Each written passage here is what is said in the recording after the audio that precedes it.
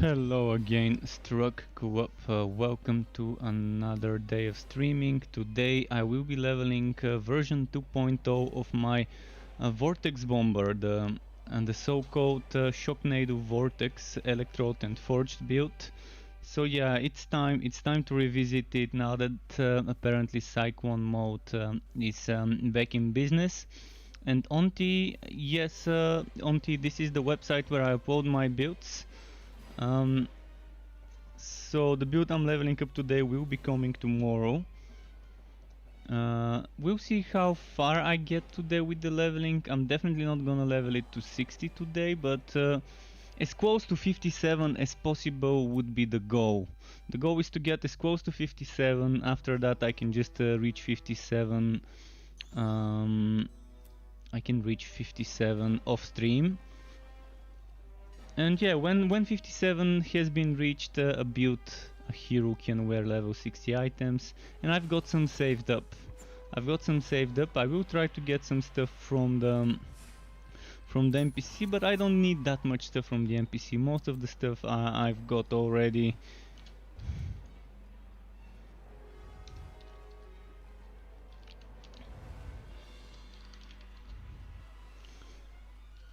Oh, not enough letters. Alright, Shocknado, just Shocknado. And let's get this one. And let's get this one. Let's get this one. Continue. I've just uploaded a new build today with explosive arrow and the sharpshooter flaming destroyer. I uploaded the combustive sharpshooter today. Fresh out of the oven from like an hour and a half ago. So let's just get whatever name.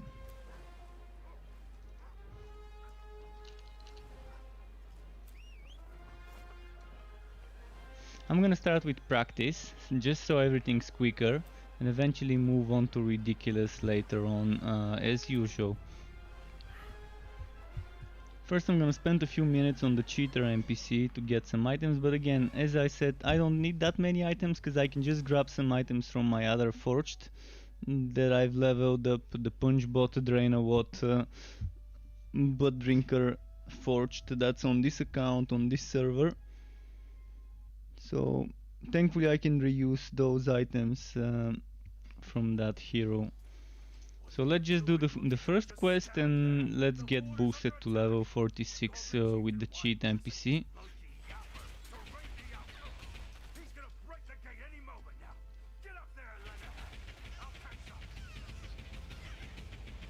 Now I'm gonna find out today whether casting speed affects not Vortex Bomb, whether casting speed affects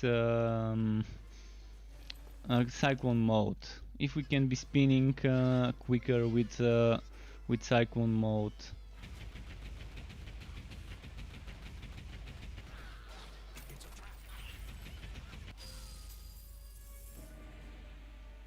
Thanks for your help, recruit. We couldn't have defeated Yapper without you. Why attack now? Alright, let's go finish the first quest. And good day, Alfred. Thank you very much for that. I hope you enjoy my stream as well. And my new build. And this build tomorrow.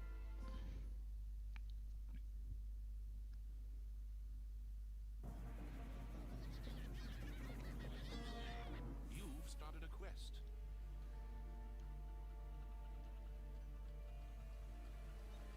Oh wait, I forgot, I need to go back to the town.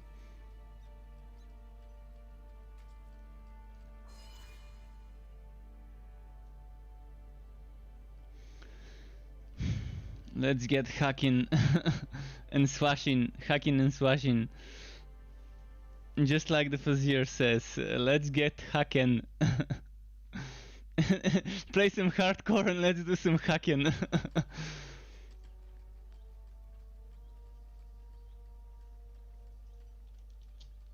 Alright,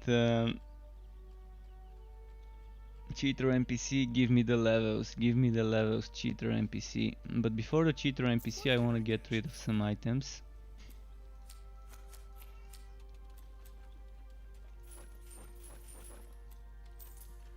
There we go. A naked forged. Completely naked forged. Not anymore. Unstable war arm. I'm not sure whether we had this, but I really needed this if I didn't have it. Let me quickly check if I did have it before. Unstable war arm. Did I have it? I think I didn't. Yep. Well, just what we needed for the build. The most important item dropped. The second most important item is probably the Mountain King hatch. I probably have one somewhere, but let's try and get one.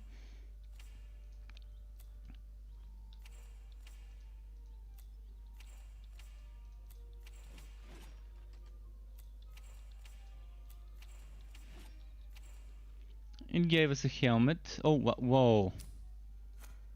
What's happening? What is happening? Damage with Vortex Bomb. Nice. Okay. Okay. The Raging Beater. This is the best masturbation technique, the Raging Beater. It just... I can't resist saying it. I can't resist saying it. It just sounds like something out of out of that type of a thing. The Raging Beater.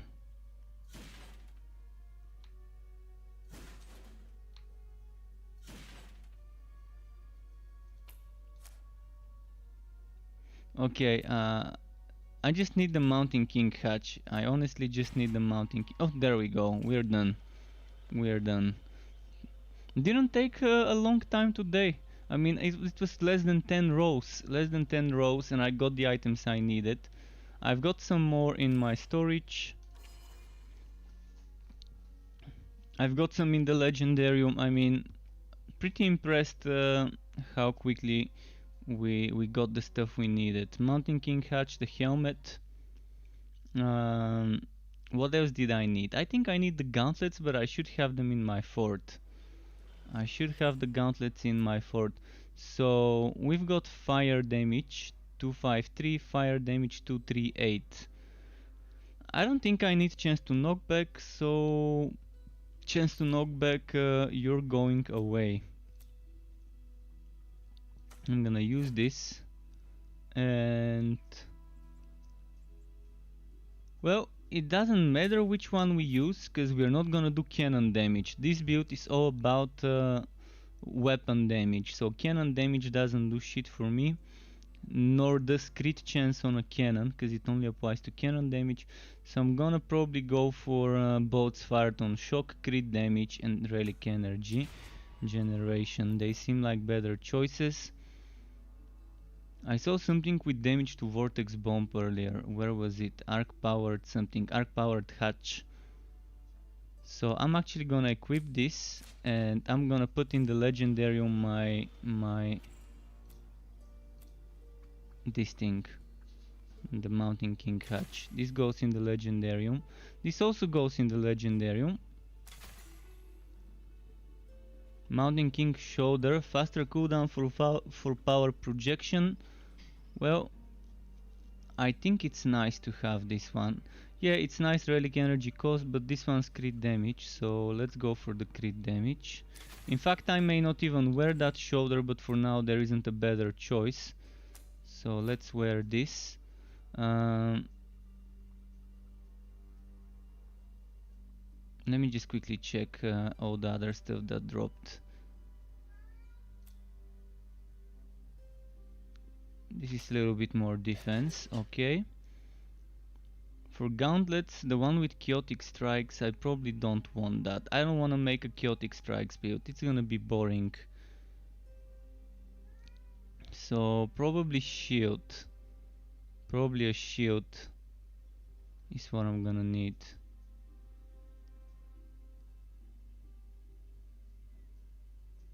For now, let's equip this until I find a good one-handed. I just want to get rid of the shit stuff. So this goes here.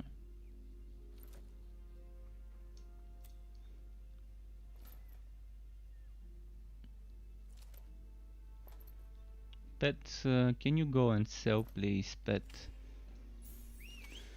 And this one's, by the way, a lot of damage. Your It pet might be nice to use it for now. Alright, let's respec.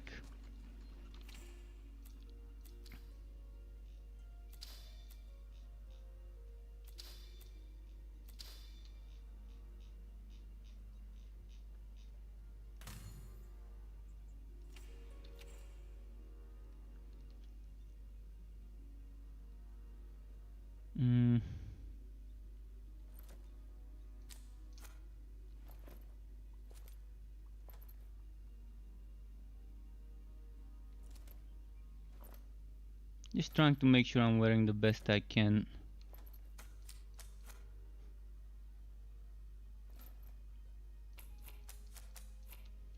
Do I have the Raging Beater in my Legendarium? Raging Beater. Okay, let's find it here. It's not there, might as well put it then while we're at it. And let's check the storage after respecking. So, reset the skills. 1, 2, 3, 4, 5 maybe? First let's do Brawl. We know we want max level Cyclone mode.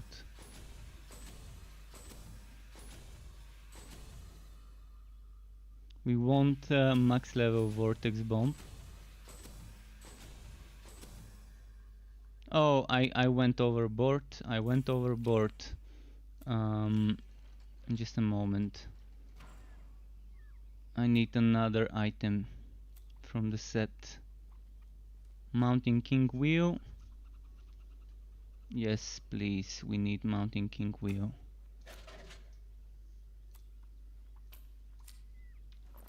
Now we've got the set bonus, and now I can remove that 1 point I accidentally put.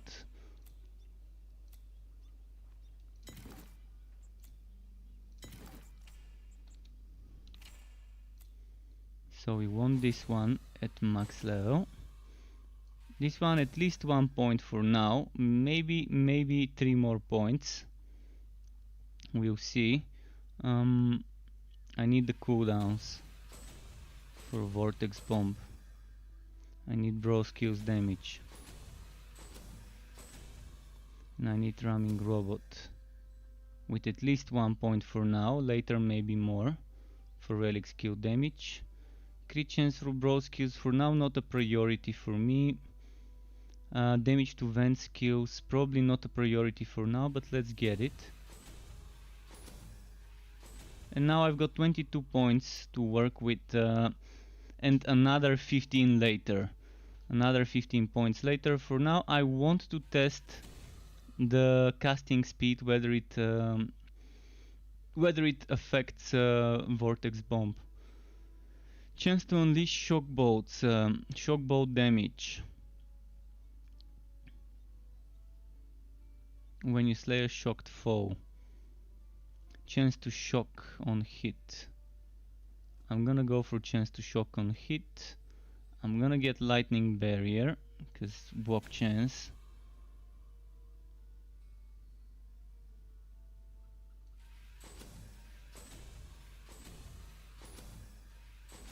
And we want this one maxed out. And we want chance to shock for now.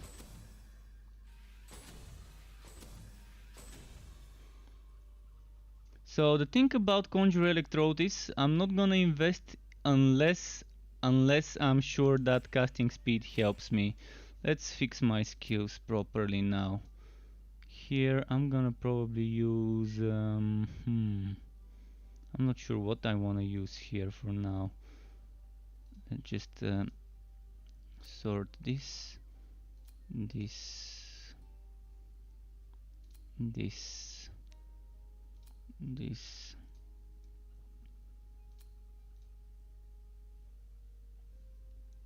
Wait, I'm missing my R skill.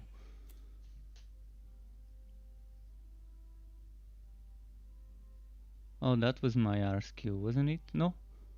Wait, where's... Oh, that's the R skill.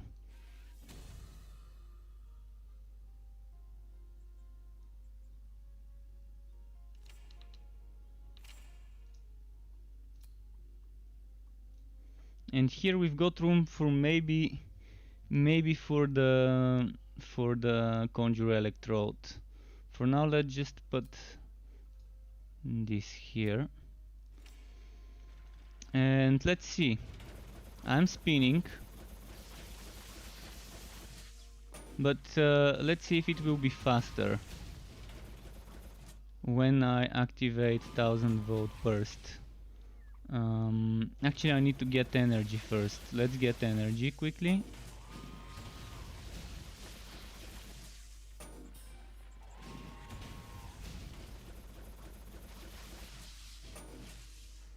Oh, I need to spend energy. My bad, my bad. I need to spend energy.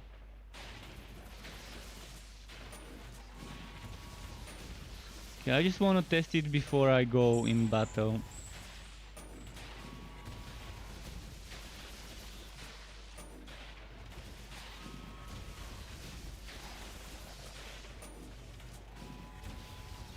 Oh, I messed up. I don't need the legs. I don't want the legs. I want the gauntlets equipped. So instead of this, we want something else. This is not for that build. I forgot it's a different build. So we want the gauntlets.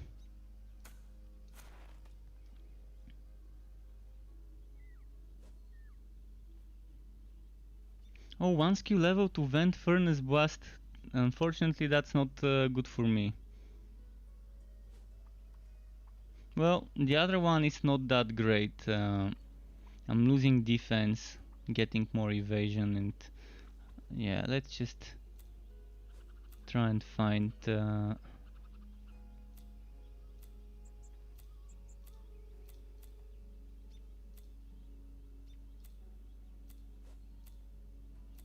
I need spider legs quickly. Well, maybe they're gonna drop some for me. Or I can just use the gear bundles. I've got some gear bundles here.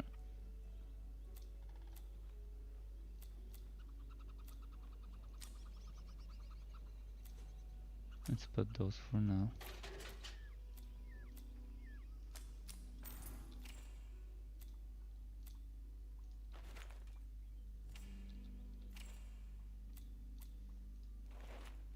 It didn't give me anything. Well, this is good though.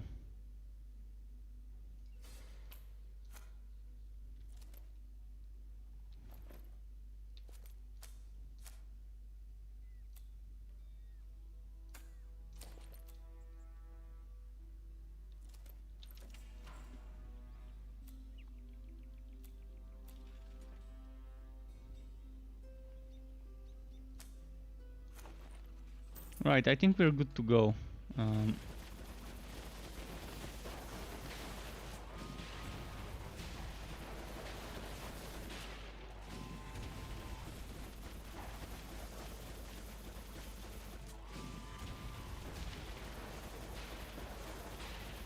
So now the moment of truth. Does the spinning become quicker with 1000-volt burst on? You can't cast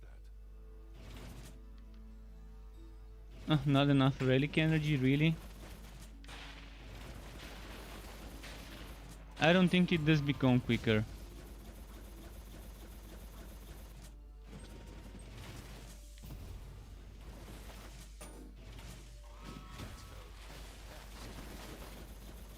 Oh, actually, maybe it does become quicker. Maybe it does become quicker. Well, let's just play and see. I didn't notice a difference, but maybe someone else will notice a difference instead of me. What Michael said is that the casting speed is supposed to work for every channel skill. He said he doesn't know whether it works for Cyclone mode, but he said it's supposed to work for channel skills. So it was supposed to work for Holy Fury as well. Maybe when you tested it, it wasn't. Maybe now it does, or maybe it was bugged and still doesn't work, but it's supposed to.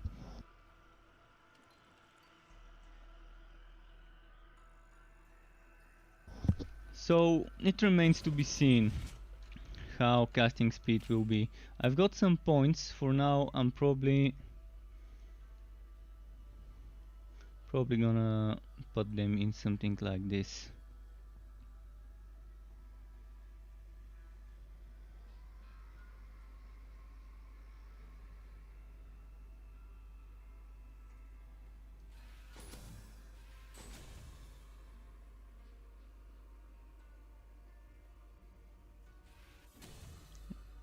Let's just get 1 point there. Your pet has fled. My pet fled with immunity to poison, and it still got killed in 1 hit on practice.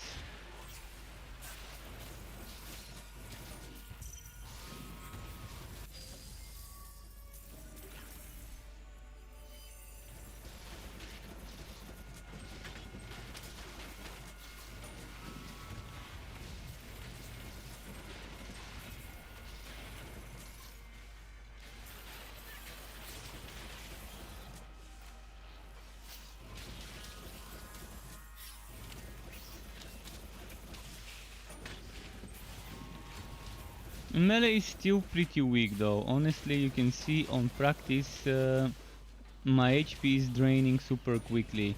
So if they're telling me that on the higher difficulties I wouldn't need to kite on a melee enemy, they're lying. I know that if I were to switch to ridiculous right now, I would need to be kiting. Very often, because I wouldn't be able to face tank stuff.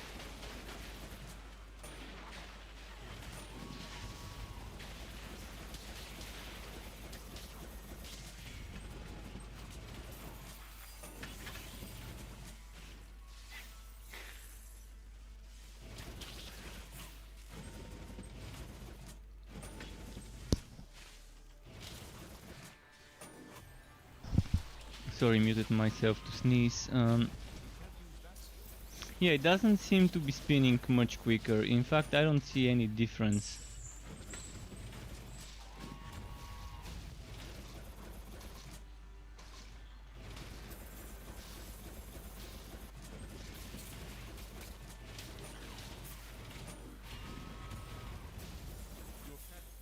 And Cyclone mode is pretty slow. When it comes to how quickly we're moving when Cyclone mode is up, it seems pretty slow to me. It used to be faster. The way I remember it, it used to be faster. I probably need to watch my old builds to see how quickly I'm moving compared to here.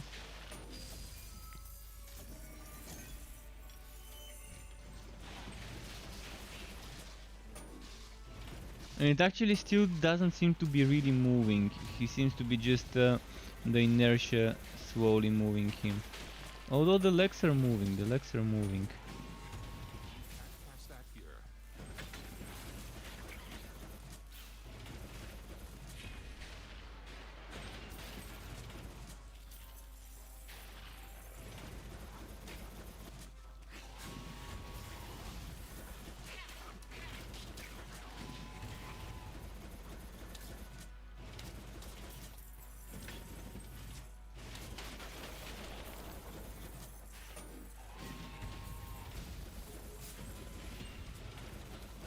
Okay.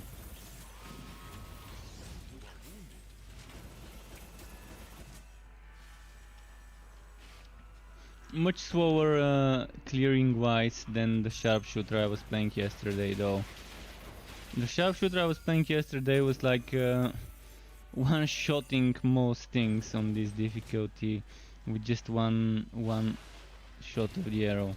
Although this one's doing good with the procs are strong. The procs are super strong. That spell And I probably should just get a better weapon. I have a level 49 weapon I was using on my archer, but I think it was a bow. Or was it a rifle? If it's a rifle or a greatsword, I can equip it on this hero. Although the better option probably would be playing this with one-handed and a nice block chance shield and stacking some evasion and block chance. Still killed the boss pretty quickly. Killed the boss quicker than expected. But again, this is practice, so would have been surprised if it took too long.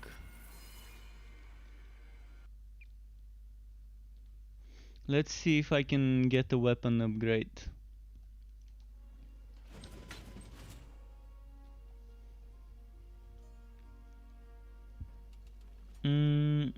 Not bad. Let's send the pet to sell. So this one's an upgrade.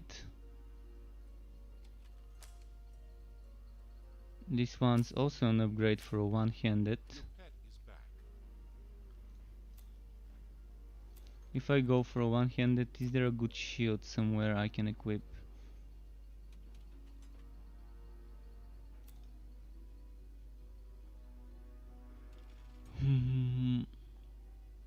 Yeah, I don't see it.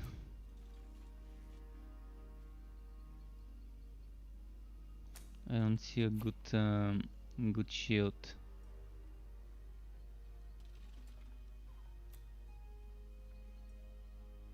$1,500. Well, not bad. 1,700. Block.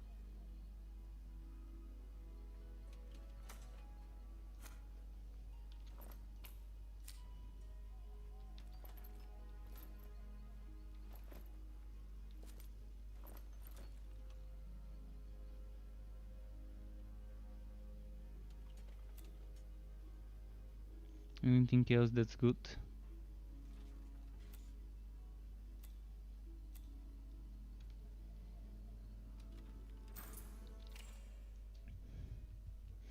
Let's upgrade this rifle with any type of damage.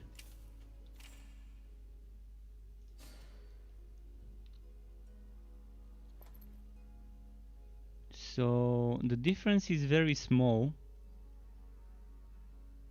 I'm gonna lose crit chance, but I don't think I need that much crit chance now that crit chance is capped at 40, so this gives me 20 just from the gauntlets.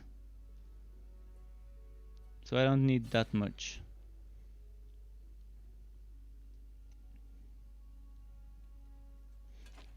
My block chance is 34 now.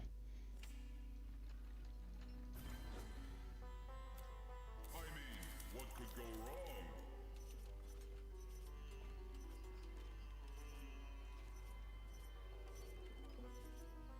Wouldn't have been. They're all shitty maps. Let's pick the least shitty one.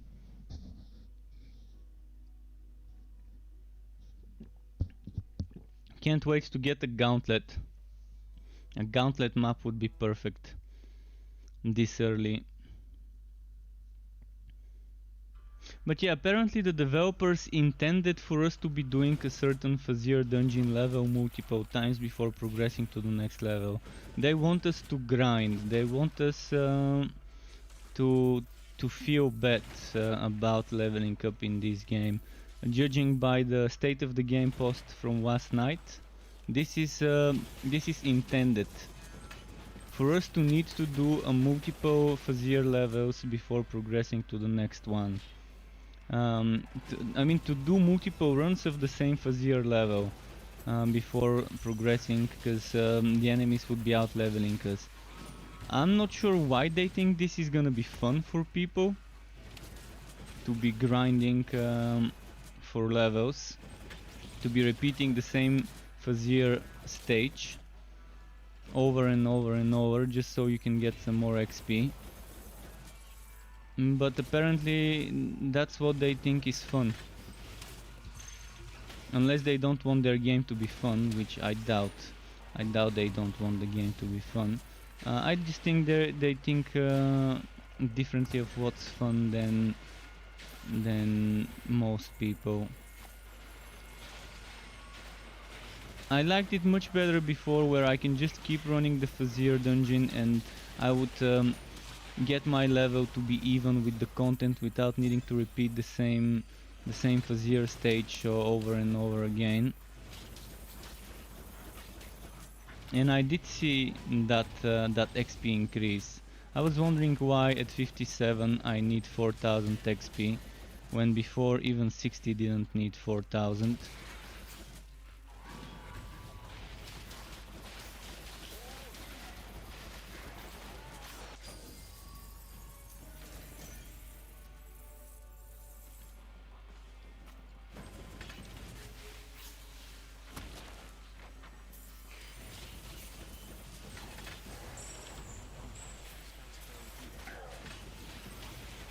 Come on.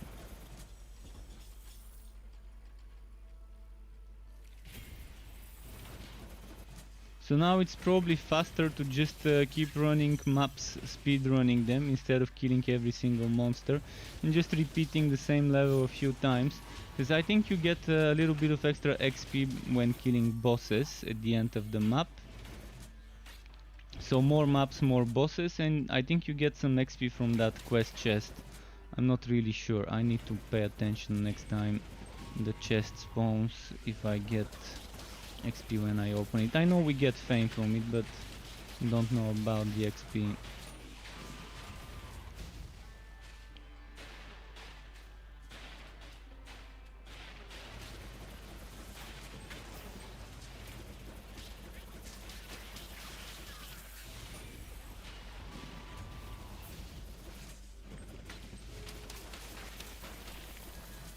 But yeah, the spin to win is not bad for practice. For practice it's fine. The challenge will be getting it to feel strong in ridiculous at level 57 plus. You have gained a level. And I'm gonna keep spending points here until I get the cost reduction. Oops, my bad. Clicked on the wrong window. Okay. Marvin is saying, is Cyclone supposed to be that slow, or is it still bugged? I think it's not supposed to be this slow. If Cyclone is supposed to be this slow, then we have a problem. Let me try and show you a video of an old spin to win build of mine, and just so you can see how it used to be before. So the first version of this build, Shocknado Vortex, I'm just gonna open it without sound on my screen. Just a moment. I just found the video. I'm gonna share my screen. YouTube, Firefox. There we go. Let me skip this ad. 1 second. So I'm gonna fix this. So this is how it was before. Just a moment. That's not the best. Oh fuck. Fuck. No. No. I accidentally clicked on the next. Why is the next to play? Who the fuck designed this? The next being next to the play. It should be this swapped with that one. Seriously, Google has so much money for UI designers. So this is how it used to be before. It seems a little bit faster, right?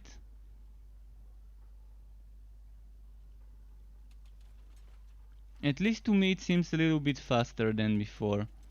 Let me go at the end of the video where there's probably some more gameplay.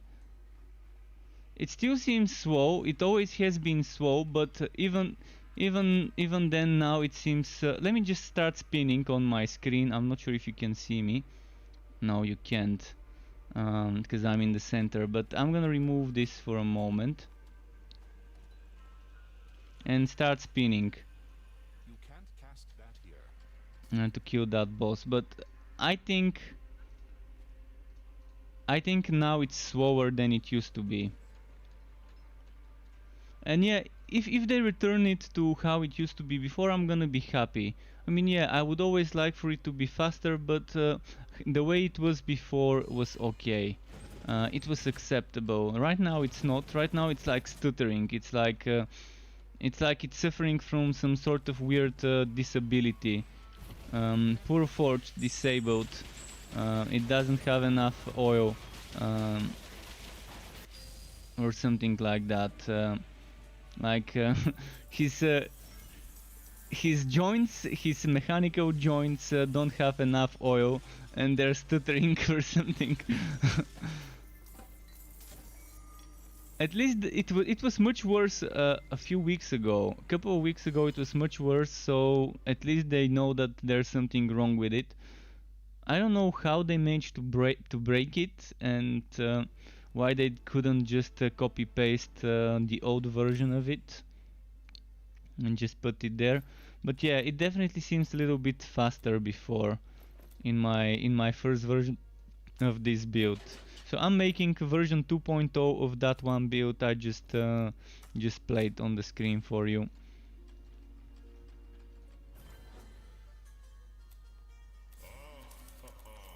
You say that now. Well, let's take the lesser evil. The lesser evil would be white vote in this case. And my opinion on the removal of the electric damage, fire damage, increased damage, kills, etc. Yes, Alfred, just like you, I actually enjoyed having to look for specific element and synergizing that element, and I didn't think it was too overpowered. I think it was just the right amount of overpowered to have extra 25% elemental damage. I'm not a fan of removing that, because it was nice. It was forcing you to synergize your element with your relic. Now it doesn't matter. Yeah, I'm an electrode build. Yeah, I'm using a poison weapon. Um, some people like it, some people don't. I know it's gonna be a divide here. Maybe many people didn't like it because they felt like their build were not good enough if they didn't pick this skill. And they felt it was mandatory to use the specific element, but it's supposed to be like that. I think. I mean, it's a subclass that leans into a specific element. I definitely like the idea of having extra 25% elemental damage if I lean into my relics element. But I'm pretty sure many people would disagree with this, and they have every right to do so. I mean, you can't please everyone with every change you make to a game.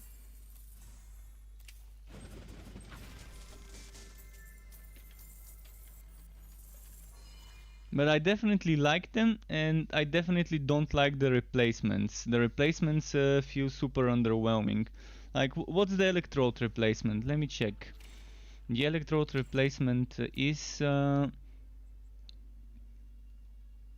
it was here, right? I'm pretty sure it was here.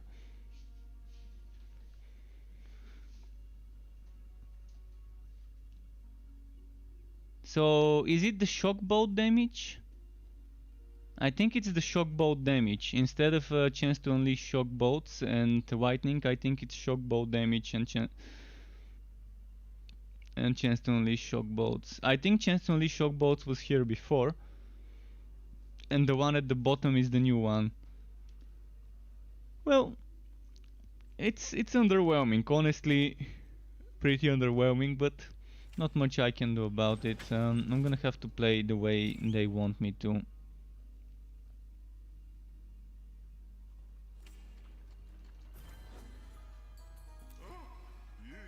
Your pet has returned. Let me quickly check if there's something good here. Gauntlet burst. Ooh, let's do this. Let's spend a little time in the gauntlet map.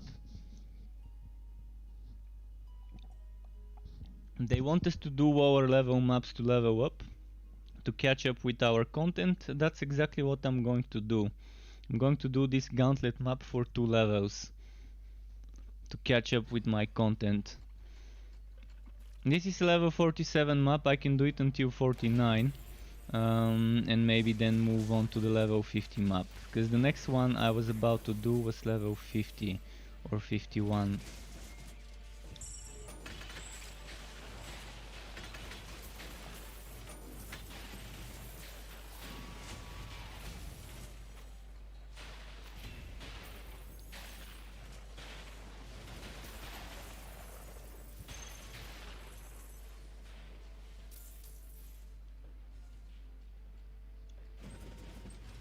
I'll do something here.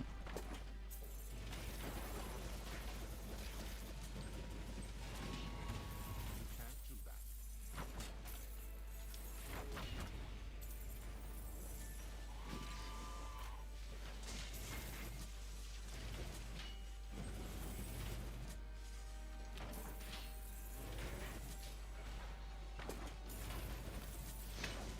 Okay, let's try and... Okay, there we go. That's what I need. I need some more enemies. I need some more enemies in one place. Oh, this one seems like a perfect place for me.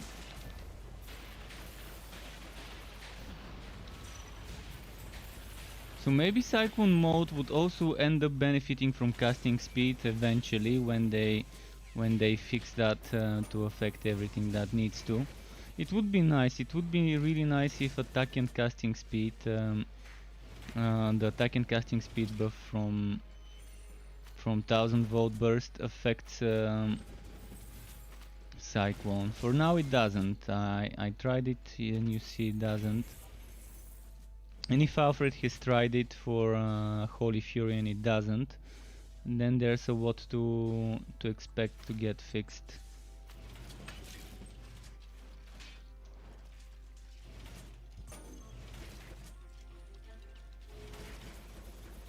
And it definitely makes sense to expect us to synergize an element with our relic.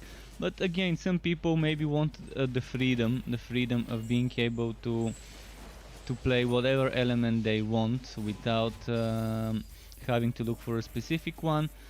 The silver lining, as I said yesterday and the day before, is the silver lining is you don't need to look too hard to get a good weapon for a build.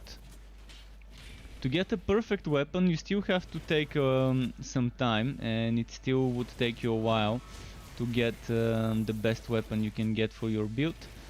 But at least now you don't have to make sure you're synergizing the elements. And if you look at the enchanting, it's much easier now to get the flat damages. In fact, some enchant recipes are just the way I want them to be. They only give you flat damage.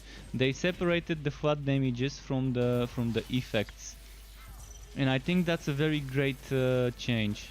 It's exactly how I felt it could be. So at least it's much easier to get that specific flat damage for the specific element you might want. But you no longer need to get the specific element, you can just get whatever element you want now. But you can still synergize, and wear boots that give you percent damage of the same one that you have in your weapon and chest and leg armor. You can still get like 8-9%. Let's say I have 250 fire damage here and 250 fire damage in a blue hatch or blue legs, whatever the one that gives me the damage is. And let's say in the legs I've got percent fire, and let's say I've got fire and fire here. You can still synergize it, just not get that 25% buff. You can get 30%, which would be super difficult to get flat damage and percent damage of the same element on your chest and on your leg armor. It's gonna be very difficult to get this, and to get percent damage of the same type on the boots, or in this case the legs for this guy. But it's still achievable. You can get 8-9% in each of those three pieces as percent, and in two of those three pieces of equipment you can get flat and match it with your weapon. But it was much stronger before, because you could synergize those 25% with the other percent from your items and get it to be close to 50.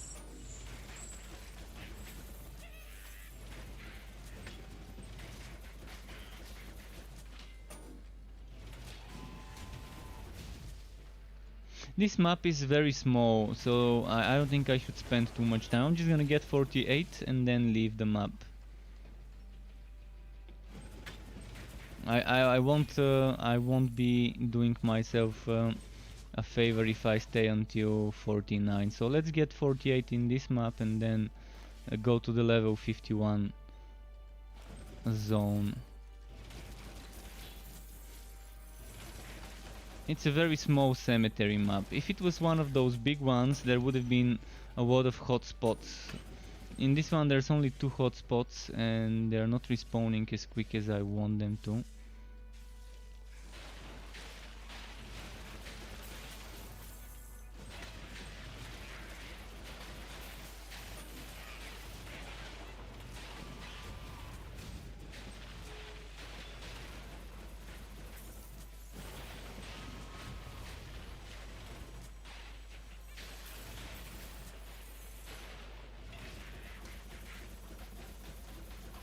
By the way, since I've got the skill here, I might as well use it as an additional vent if I want to.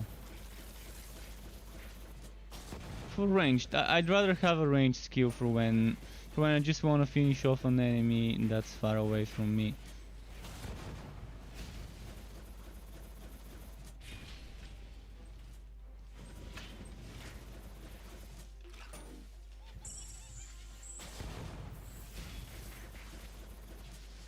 You can't cast that spell here.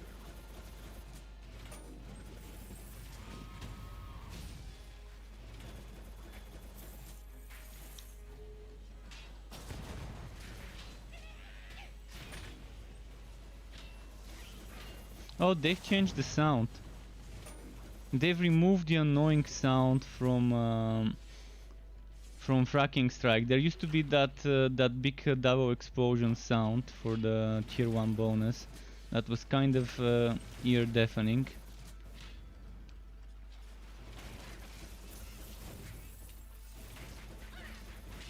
I think I'm done with this map. Let's just go kill the boss. It's just not giving me as much XP as I would want. Probably the worst gauntlet map I've seen. So let's kill those here and then do the boss and hopefully that would be enough.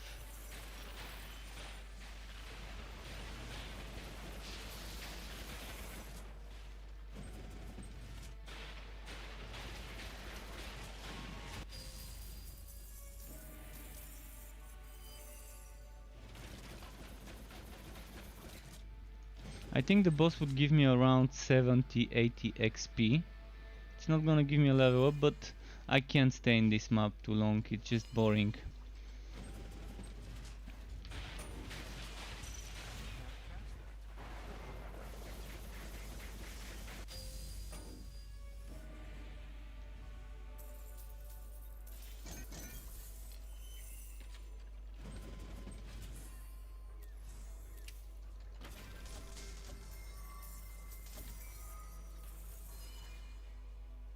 Alright, there we go.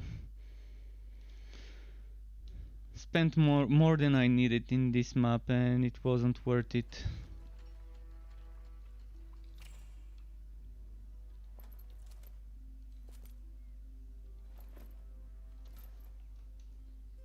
Wait, that's an upgrade. 1000.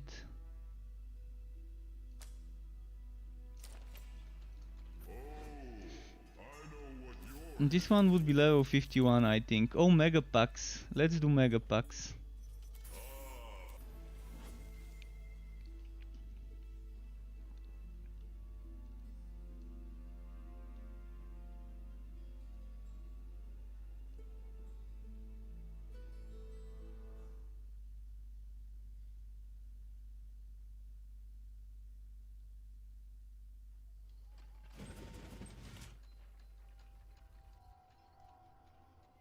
At least it's a cemetery one.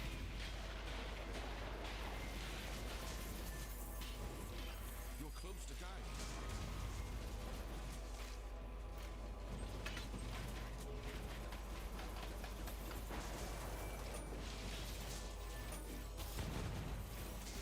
Level up.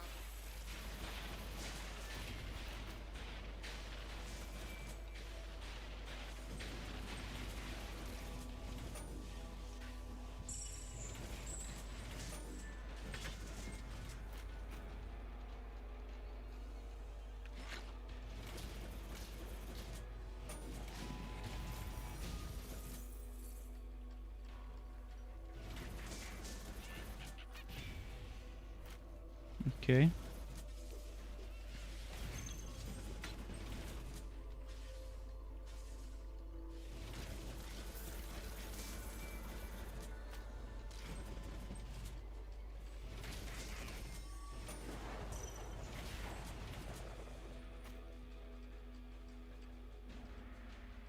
Well, those couldn't spawn earlier. Why?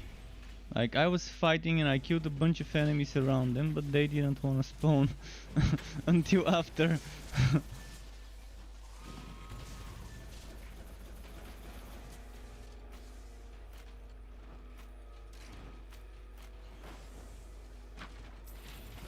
Okay, so this gave me like around 100 XP from the chest.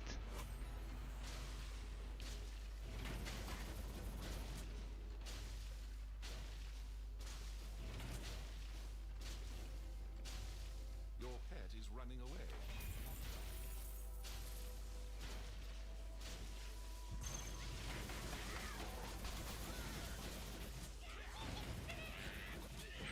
New powderons.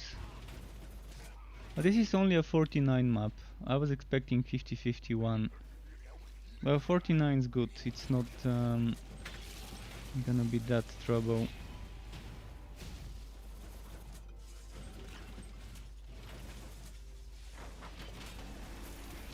Oh wow.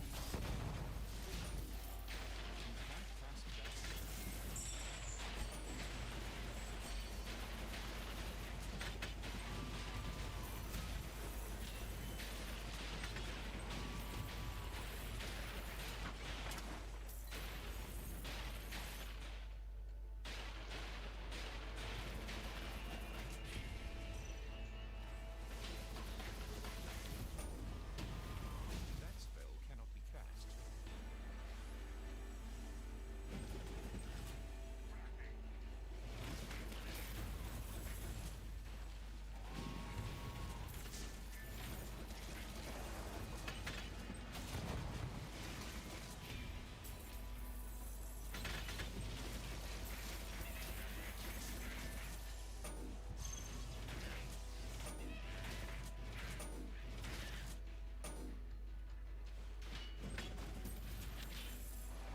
Boom.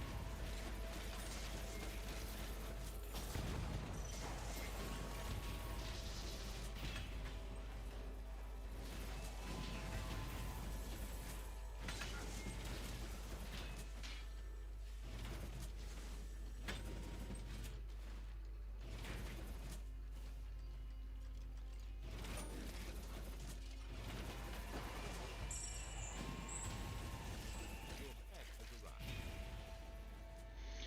Okay. Is it time for the boss fight? Yes, it is.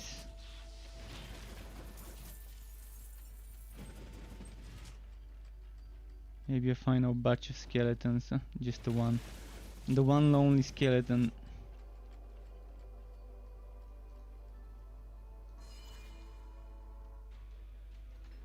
It's been a while since I've played Forged though.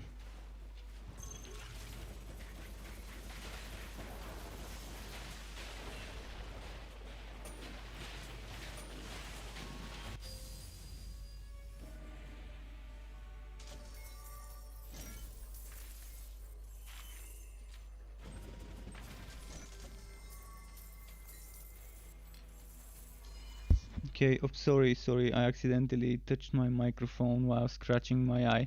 When I get myself a proper broadcaster microphone, it would be much better, because it's not gonna be next to my head.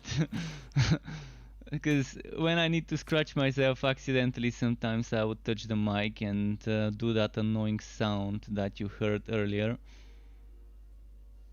It's pretty nasty sound. Yeah, getting a better hover sphere, more fire defense. The good thing about unstable war arm builds, and in general melee builds that don't do cannon damage stuff, you can equip a level 1 unstable war arm and it's still gonna be just as good as a level 60, because you don't need the damage from the cannon. for your melee skills, which is just great.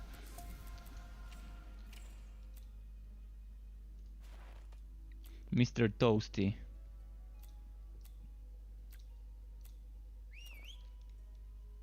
Have I got a Mr. Toasty in my legendarium? Oh, I'm wearing this, so I don't need this here. I'm gonna see what to use in this place.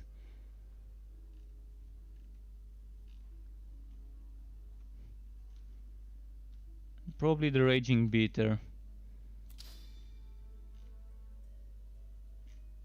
There isn't anything better to get there.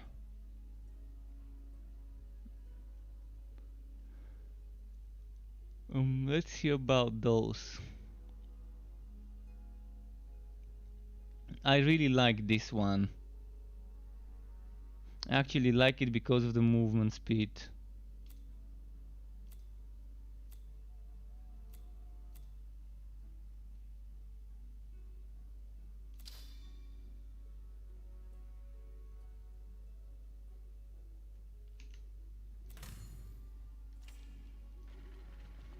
But I didn't see Mr. Toasty, right?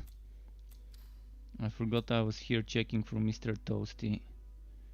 Mr. Toasty, let's put it in the legendarium. Oh, wrong one.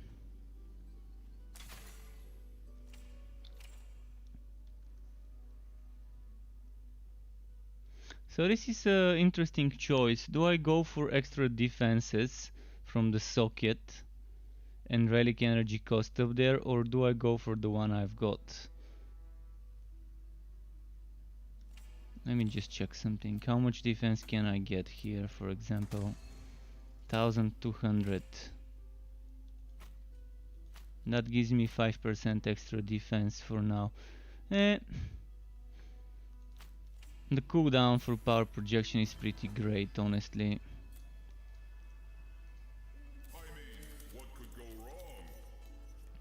Oh, Unique's infamous.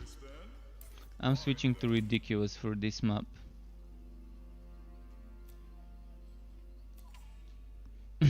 When I get a map like this, I feel the need to switch to ridiculous. I'm probably gonna get one shot by a random electric projectile from somewhere. But even if I do, I can still do the same map. I think if I die it doesn't reset and it's the same affix, so I can keep trying until I beat it. But that's gonna be so much fame and wood.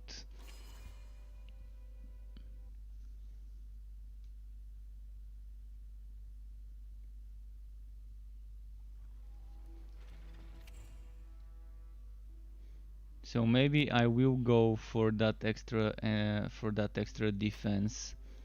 I think I'm gonna need it.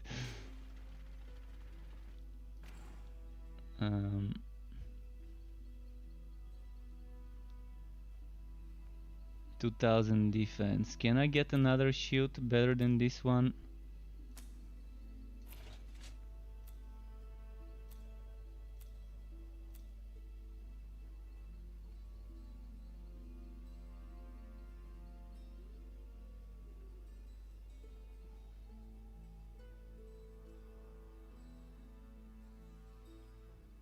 Crit damage, defense. The damage for Vortex Bomb is just too good to miss out on. Okay, I don't think there's anything better. This one.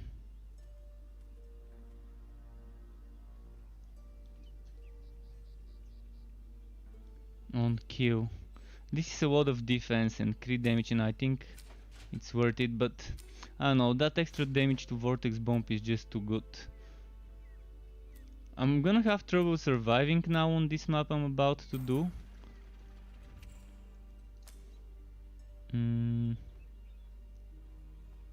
Wait, where is the defense? Here.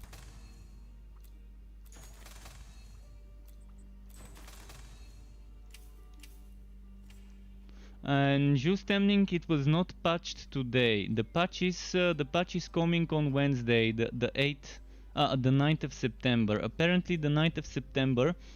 As for the PTR patch was on Wednesday, the 2nd. On the 2nd of September we got access to the PTR. Or was it on... Actually, it wasn't on Wednesday. I started playing on Wednesday, but it was in Tuesday evening, my time, European time. So on the 1st of September, in the evening, European time is when we got access to the PTR to test this. I started playing on the 2nd. And they're saying that the next patch is coming on the 9th. Let me get this one here.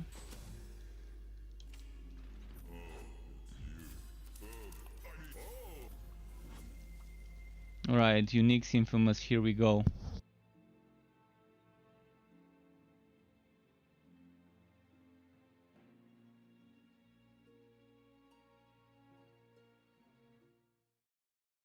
Sorry, I muted myself to drink some tea.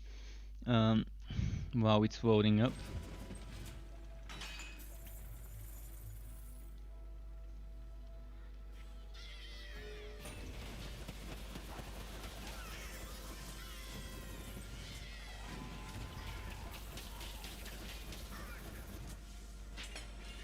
I'm probably gonna get one shot by a goblin shaman. Now that I see that it's goblins, probably the way I'm gonna die on this map will be a goblin shaman one-shotting me from out of nowhere. I try to increase my defenses and I've got 52.6 electric defense. But even this probably won't help against the goblin shaman lightning bolt one-shot. We can see in a moment once they spawn.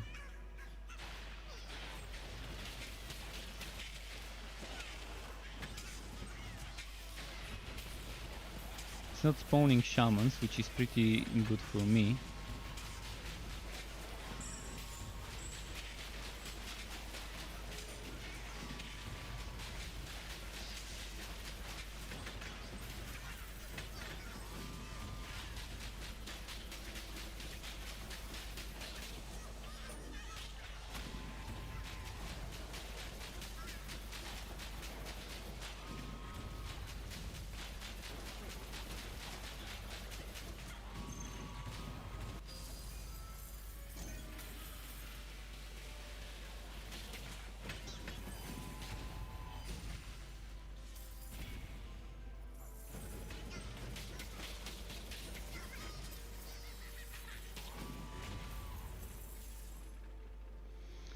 Alright, let's keep spinning. The little fidget spinner robot.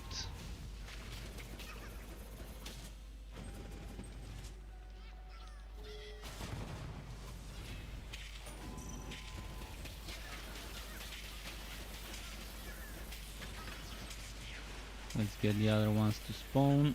There should be some minions here.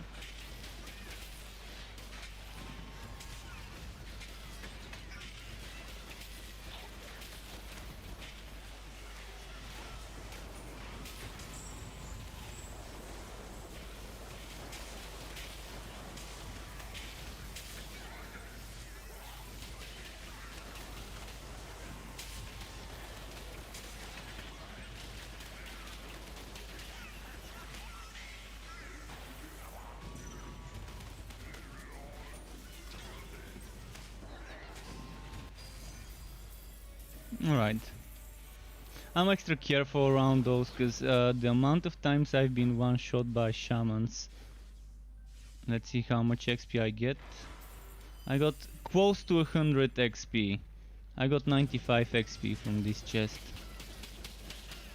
95 XP. Not so much, but still better than zero.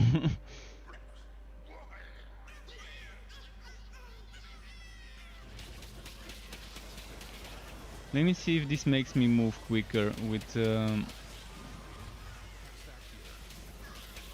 So I no longer spin quicker when I've got movement speed, so maybe that's what they were trying to do, to make sure that when you have movement speed bonuses you don't move quicker with Cyclone mode, and that's probably what caused the bugs in the skill and its movement. I think they tried to separate the movement of the skill from the movement of the hero, Because before, when you get more movement speed from a shrine or something, I noticed back then it was kind of affecting Cyclone mode to be faster. Maybe they thought it was overpowered, which it wasn't really. It was more fun, but definitely didn't feel to be super overpowered. In fact, I always think that in games where you have a spin to win skill, you should even tie the movement speed to the damage, and to get people to stack movement speed so they can get more damage the faster they move. I think that's a very fun way of doing it, and I think Diablo 3 did it this way with Whirlwind on Barbarians. If I remember, my buddy was playing a Whirlwind Barbarian when we were doing Diablo 3, my IRL buddy, and I'm pretty sure he was doing some sort of build where he was stacking movement speed to do more damage. And I think it's pretty fun when a game designer does it that way for spin to win skills. The faster you move, the more damage you do.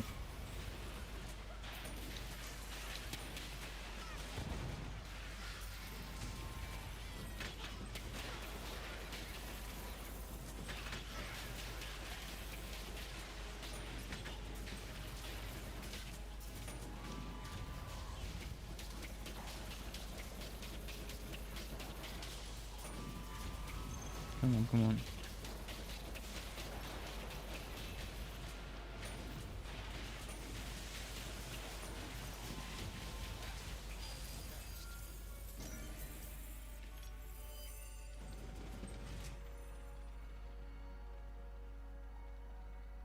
Should I clear this whole map? I mean, it's a unique map with Infamous.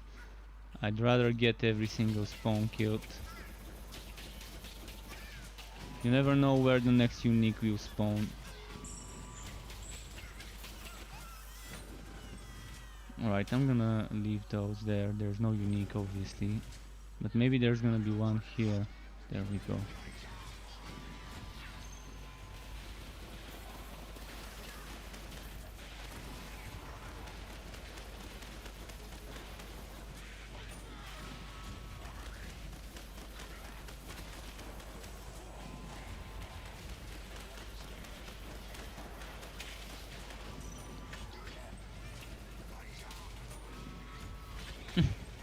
Out of range for my pull.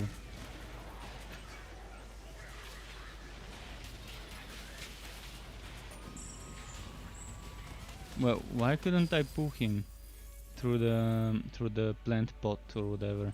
Okay, there might be another unique spawning here. Maybe not.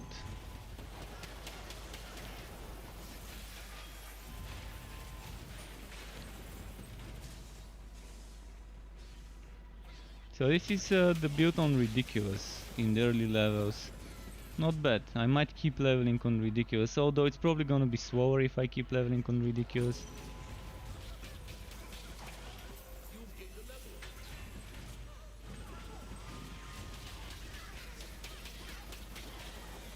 It all depends how quickly I can progress my item strength, my damage.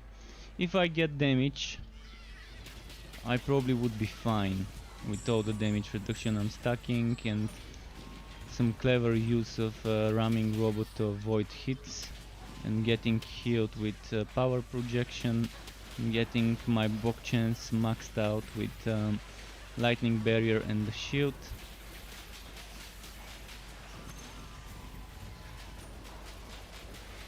By the way, did anyone hear about the bullshit Disney and Marvel Avengers pulled?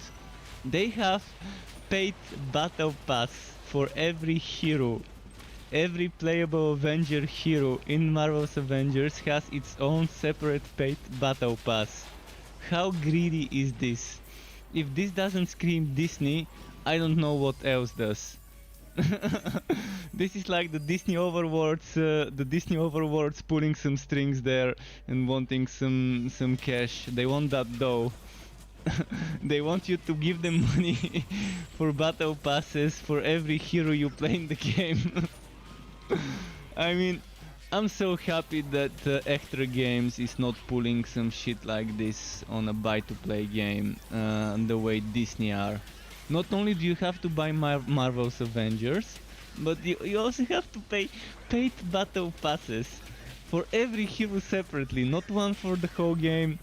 Paid battle pass for every hero separately. I mean, that's probably one of the greediest buy-to-play games that exists out there. It's like a buy-to-play game and free-to-play game all together. Marvel's Avengers. I'm so glad I didn't pre-order or buy this game. I was seriously considering getting it. But good thing I didn't. I mean, it might be a fun and good game, and it launched today, by the way, to those of you who feel like playing a game like that. But I mean, Disney. Not sure what happened with Disney to be like that. Why they became so greedy? Has Disney always been this greedy of a company? or did it happen recently, this millennium, once they became big with movies? Although they have always been big with movies.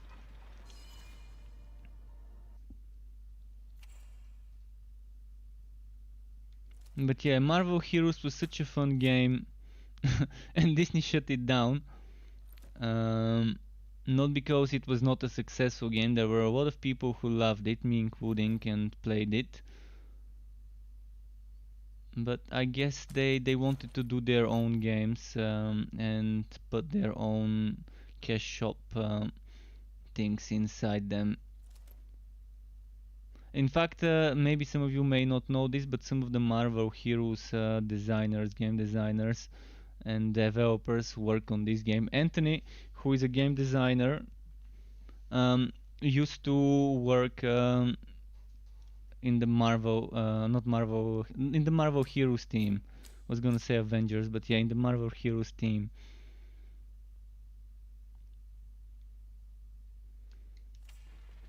You can't cast that spell here. And it was in Unreal Engine, so probably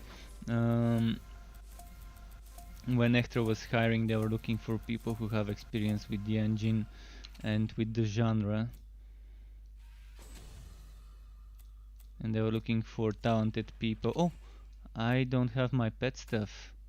I was wondering why my crit chance was so low.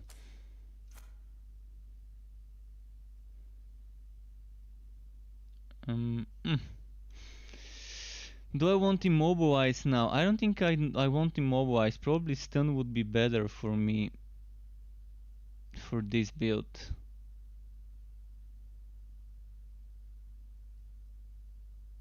Let's go for stun first. You can't use that skill. So this weapon, I'm gonna use it and then I'm gonna upgrade it.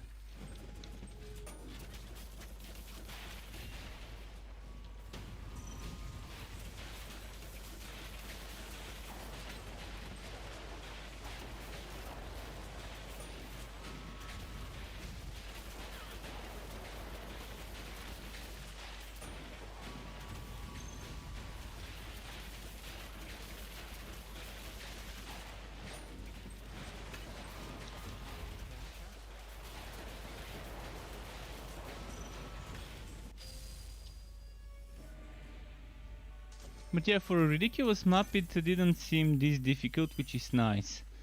I was doing okay damage, but again, I had pretty decent gear stacking with good stats. Even more defense. And I got lucky to get items with good defenses early in the game, and I had a lot of leftovers from my other forged. So this probably is some of the main reasons why I'm doing good on ridiculous this early in the character level up progress. What level am I now? 50. Yeah, I'm probably gonna before I end my stream I'm probably gonna be 54, 55, and I'm gonna have to level up all the way to 57 off stream most likely.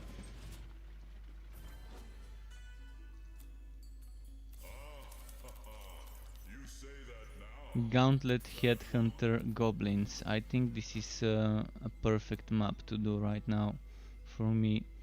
Damage versus Voltura, I'm gonna keep it in case there's Voltura on the next map. As for now, let's just put this here. Just put this here, and just a quick look for a good one-handed. Oh, I forgot, I need to upgrade my one-handed and put the other one over here maybe.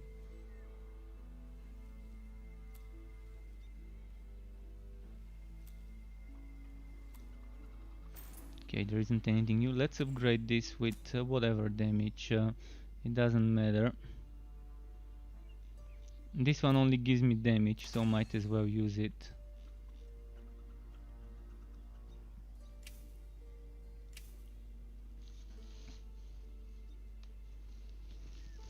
And let's go. Oh no, there's this thing, I can upgrade it.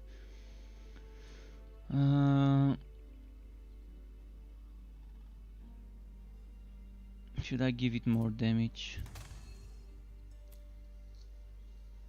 Shock duration, but there's no chance to shock on it. Maybe chance to shock is good, because if it shocks, I can abuse that shock with my own skills.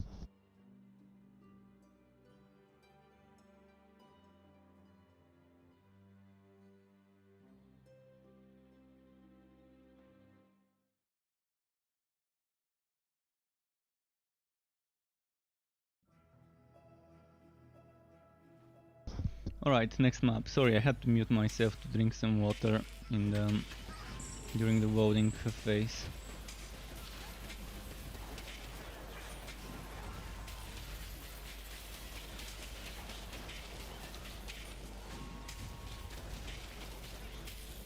So right now I'm reaching the cap of 40 crit chance. My current crit is crit chance, where is it? 20% without the 20 I get from my venting bonus from... What about now? Now it's 40. See, I'm reaching the cap. Now that I've equipped that pet buff. So I don't need any more crit chance from my gear. I just need 5% crit chance from my gear. And that's all I need on this build. More than 5% crit chance from gear is overkill for a build like this, because you get 20 from your gauntlets, 15 from the pet. If you get the one that the pet revives, that's gonna guarantee that you're gonna have as little downtime as possible from the pet. And if you want to be farming, you can just get rapid bartering to minimize the downtime when the pet is selling. Or you can just remove the crit chance from the pet and get movement speed and get another 15% from gear. But I think it's better to just focus on crit damage from gear and keep the crit chance on the pet. Also flat damage from gear as well, but in some places you can't get flat damage, but you can get crit damage. And things like boots, shoulders.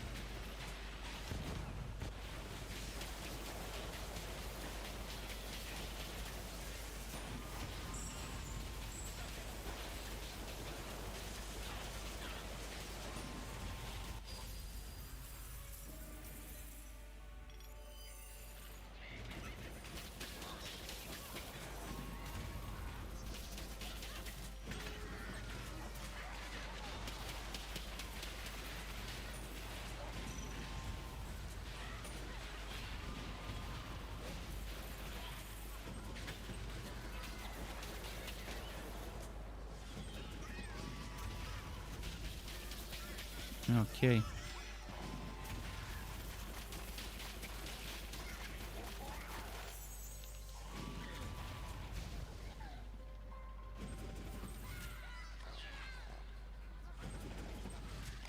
So we're doing a gauntlet map. What level should I stay until level 51 in this map?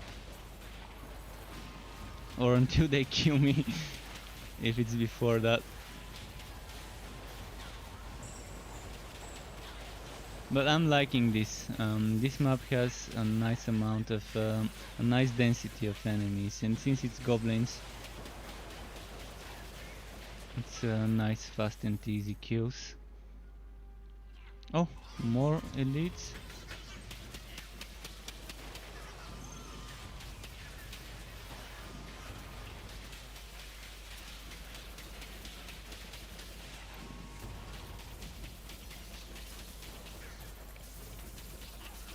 No, more elites down there. Okay, we're just running from one to the other.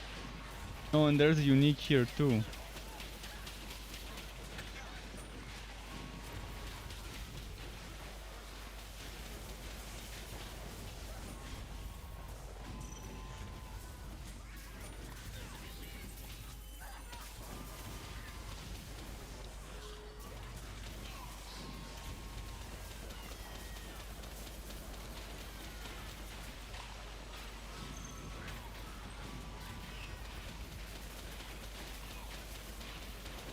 Come on, come on.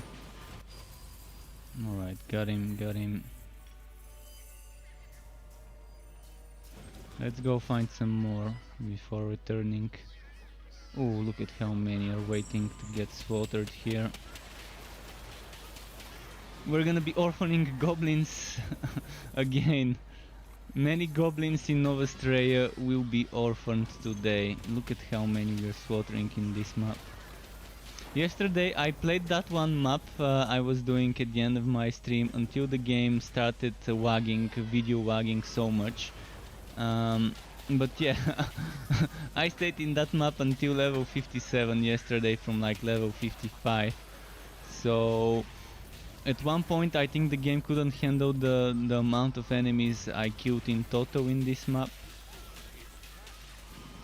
Even though I died and restarted it at one point, but yeah, it started video lagging so badly. The FPS drops were immense. Even when there were no enemies around me sometimes. Not sure what happened, but I think just standing too long in a map and getting it to infinitely respawn is more and more and more. Eventually, probably, not sure if it's garbage collection problem or whatever, but the performance dropped after a while, severely. Didn't try doing any other maps after it to see if it was just this map, but on the next day when I restarted the game today I mean, when I restarted the game to record some footage for that build, it was fine. It was not lagging. There were no problems. So must have been just staying too long in one map yesterday. I'm gonna stay until 51 in this map. So let's get one more level and then be done with it. And I think I should max out this. Let's max out Wokowai Storm first.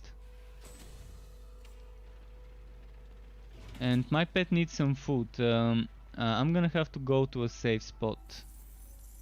Give me a moment to find a safe spot where there's no spawns. I'm assuming the spawn place is the best, and I need to give my pet some food because he just started begging, and I guess it's about time to feed him. It's 10 in the evening here. I think he ate like 3-4 hours ago.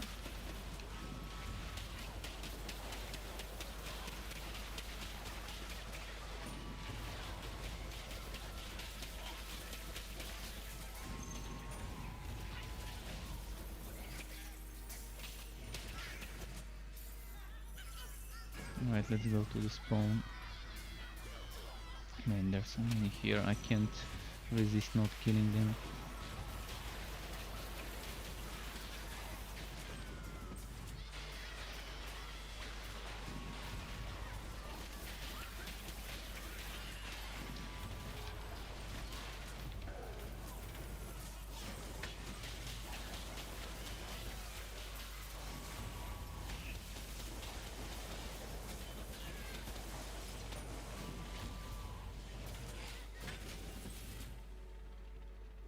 Okay, I think I'm gonna hide here quickly and go feed the pet. Just give me a moment. If you're on Twitch, I can play some ads for you for like 60 seconds or so. But if you're on YouTube, you're just gonna have to watch this idle screen. Okay, Sky, come here. Alright.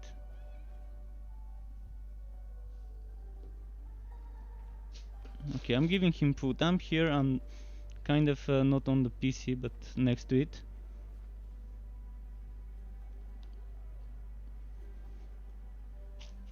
And okay, I think it's done. Gave him enough food.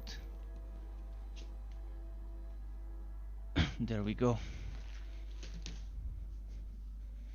This should do it. This should keep him quiet and and not hungry for the next few hours. Okay, back into the game.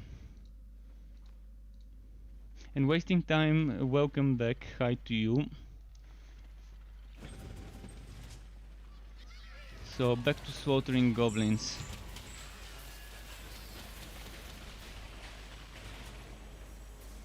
Making some goblin orphans for a third day in a row.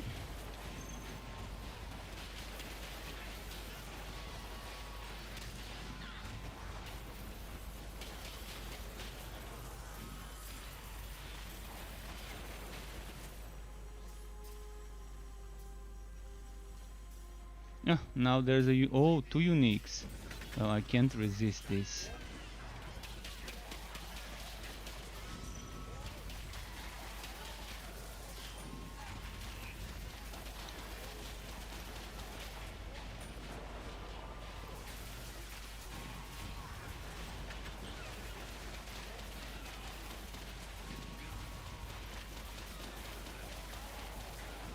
Ah.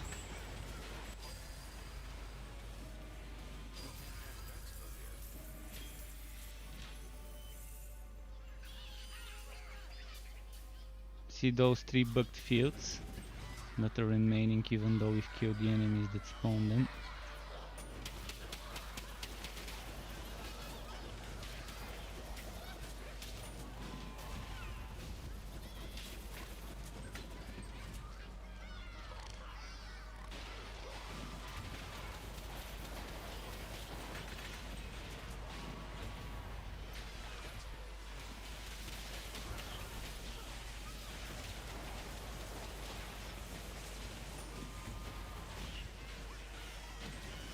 Oh, nice. Look at how many there are here.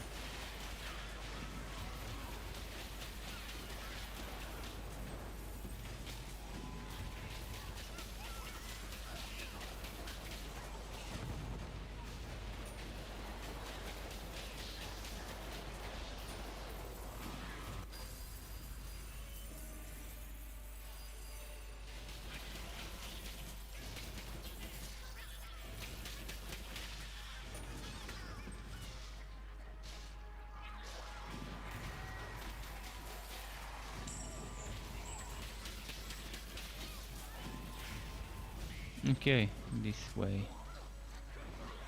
This way, this way, this way, and boom.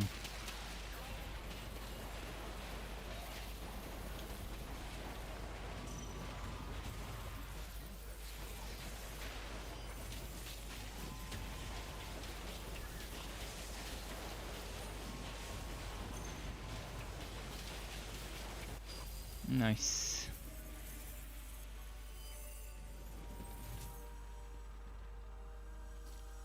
Almost 51, so I'm gonna start moving towards the end of the map.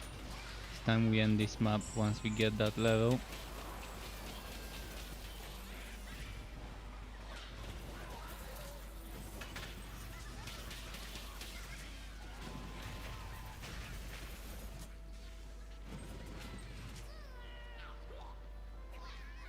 Oh, nice. More elites.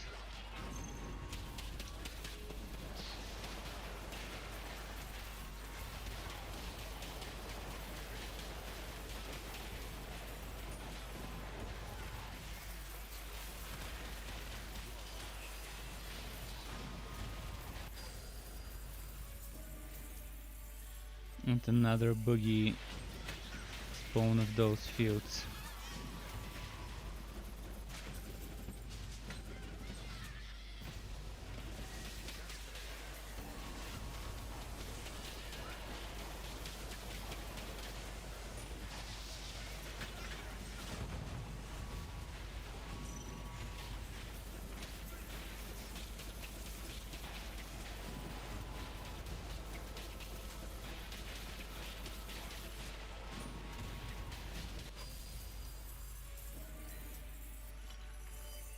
Okay, let's move this way. Oh, look at that, another group of elites.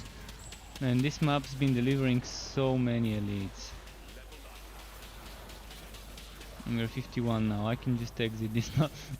It's such good XP, such a good XP in this map. I almost don't want to leave it, but I can't stay in this map forever.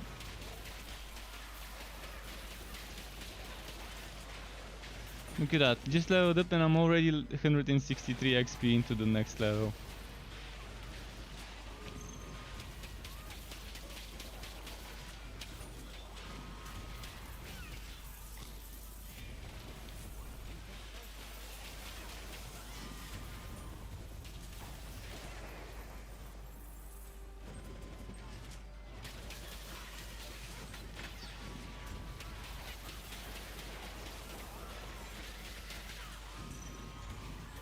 There we go. What's this way? There's probably some more elites. Oh, unique.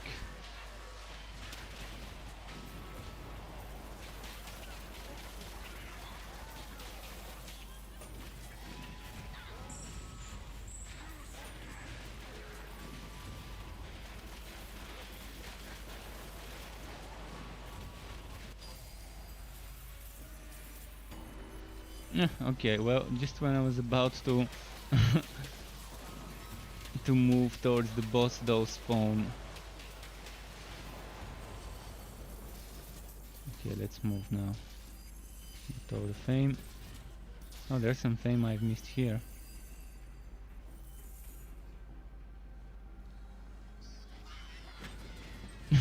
Already quarter of the next level has been gained. I think this is the fastest I've been leveling in this game so far, thanks to this map.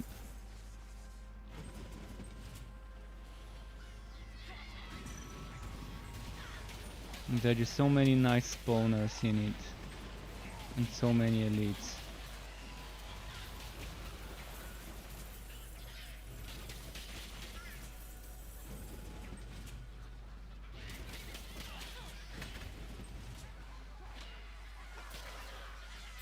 Let's go this way.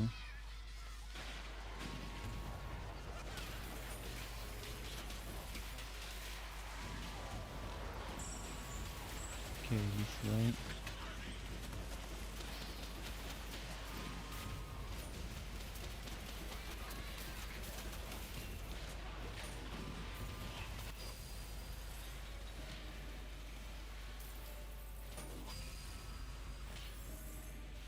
Where's the fame? Wait, this one didn't drop any fame? That was weird.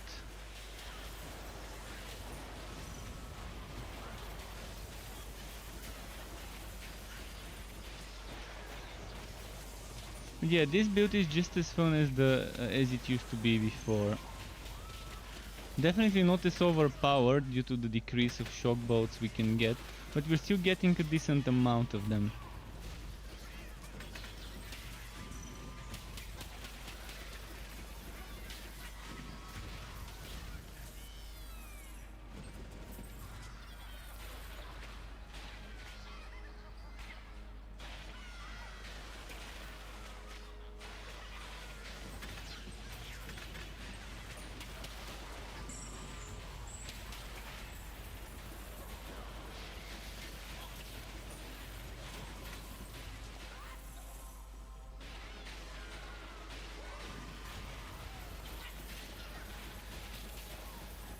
Alright, boss fight.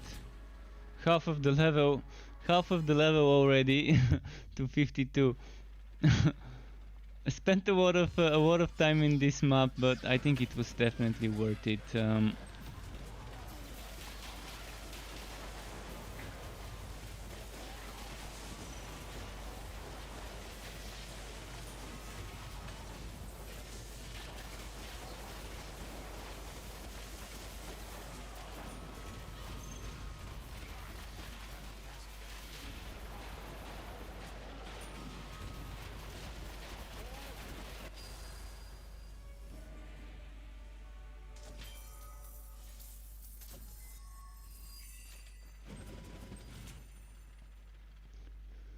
Fun build.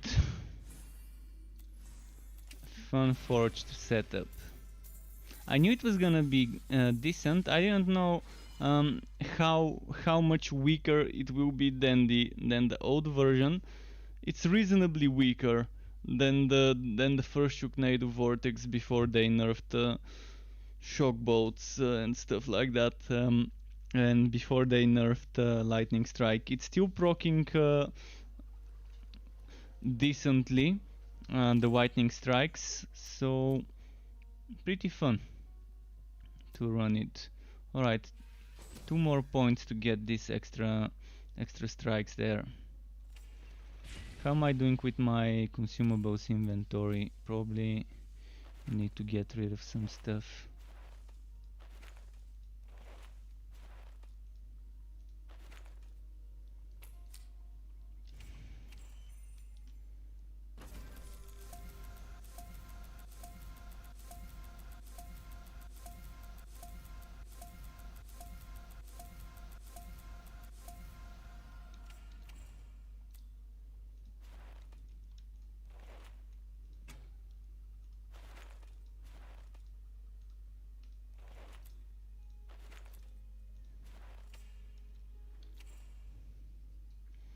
Mounting King Hatch, which I don't need for this build.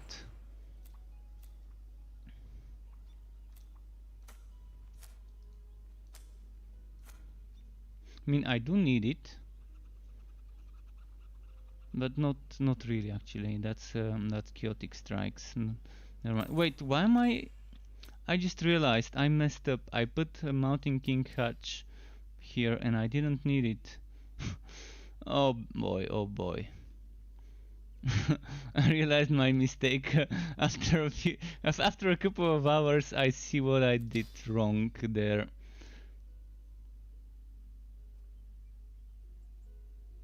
I really don't want to be venting my heat. There aren't many options to pick from right now for this build. I mean, maybe this one would work well.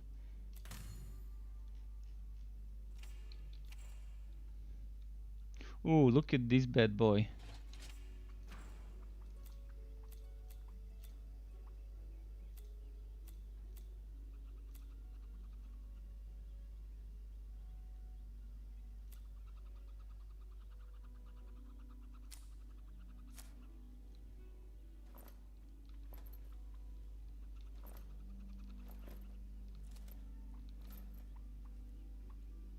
Nice.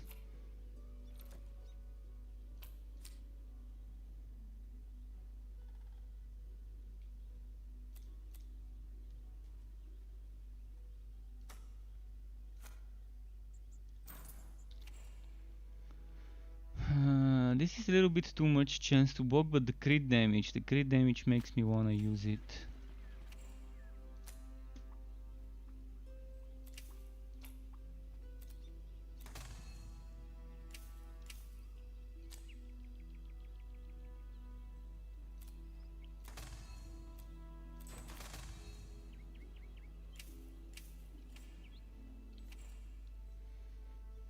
And one more.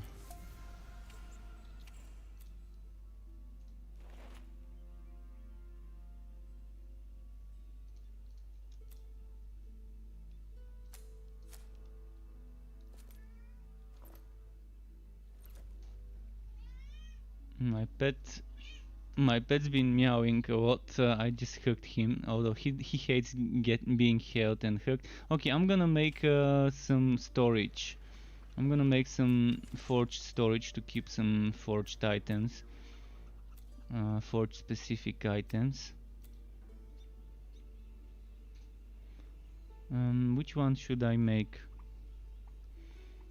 Let's make gears. Let's make the gears ones. Just putting this here. Putting this here.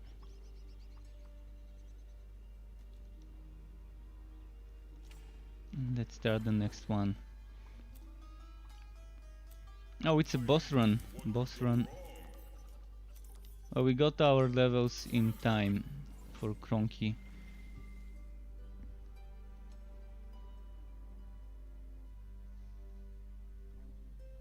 The Kronkster.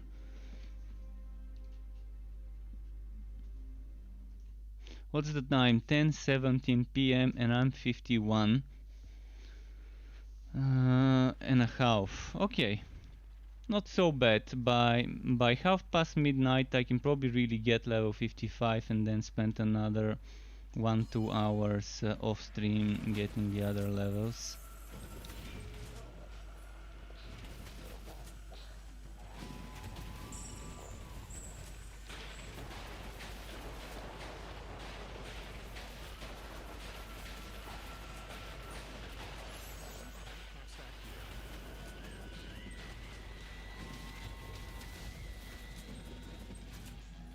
It's a bit tricky to do on a spin to win build, because he can one-shot me if I don't block or dodge.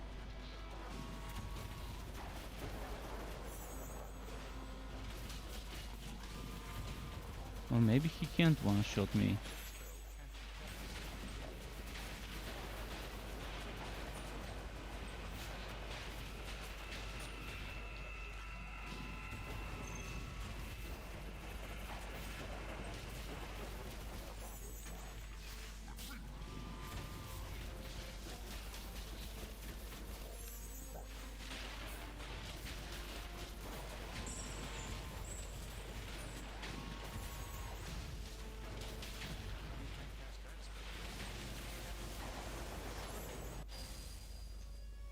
Okay, nice.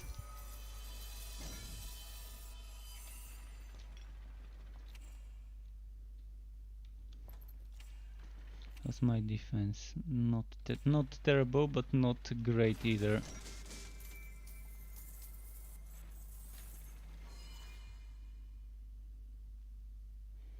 Are we going to do double HP now, or was it berserking? No, actually berserking was the first set of maps. Actually, yeah, that's berserking. So the first one was nimble. Okay, so now berserking. I'm gonna do this. Encrusted highway that whispers. That seems like a cemetery to me.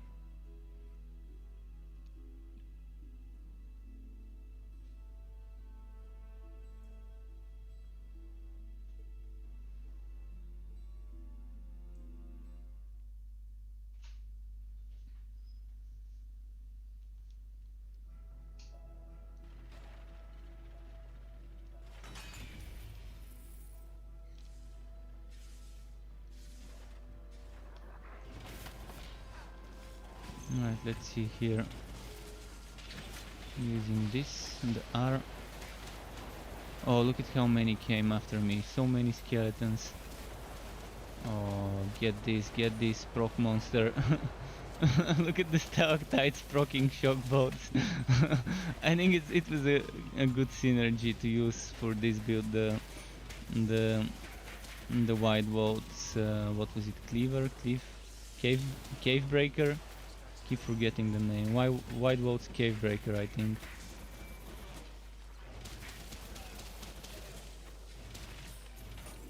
Let's see the name. Yeah, cave breaker. Okay.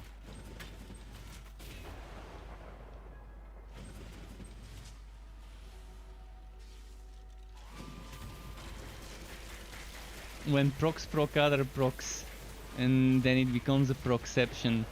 One proc procs a second proc, and the second procs a second proc of the first proc, if it makes sense the way I said it. And then the second proc of the first procs procs the second proc of the second proc. And it's a procception. Let's whoop those procs.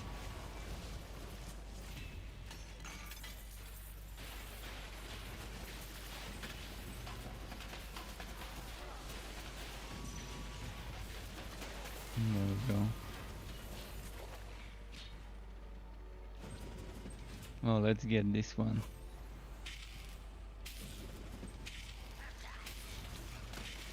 I've never had so much fun leveling up a Forged on Ridiculous. It has always been painful, except when the Shocknado Vortex 1.0, which was kind of overpowered, but this one doesn't seem overpowered. It seems okay.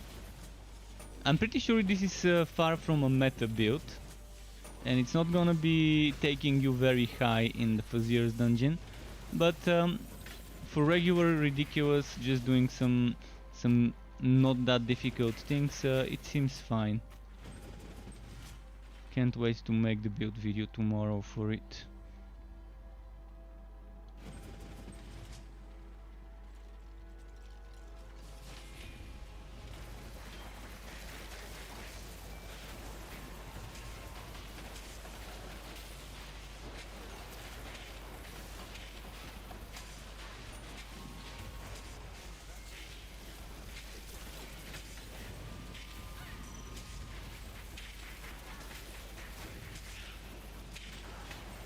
Yeah, it's been a while since I done a Forged.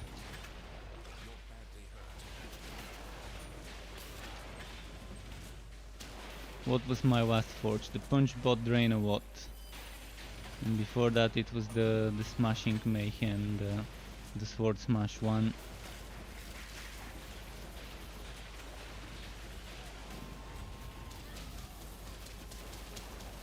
So after this Forged, I still have one relic I haven't done on Dusk Mage, one relic I haven't done on Sharpshooter.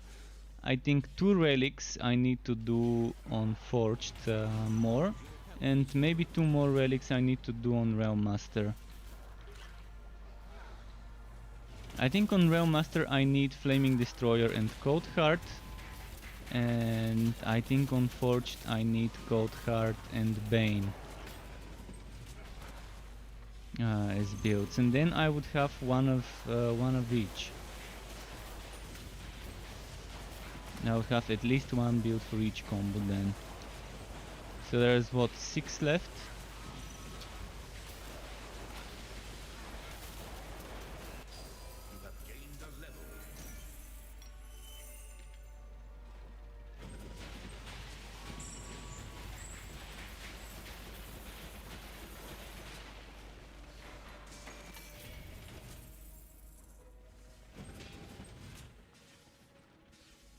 But yeah, I'm so grateful for this test realm. It really saves me time. It saves me time. It makes it so that I would be done with the builds I want to level up quicker, and I would have some more time at the end of the month for Baldur's Gate 3 when it launches, without worrying too much about catching up on the Torchlight 3 builds. I think by the end of the month, probably by the middle of the month or by the 20th, I should be done with the remaining 6 builds after this one. The Bane Forged, the Cold Heart Forged, the Cold Heart Realm Master, the Flaming Destroyer Realm Master. What else am I skipping here? The Electrode Sharpshooter, and I think the Flaming Destroyer Mage. Those are the things that are left on the to-do list.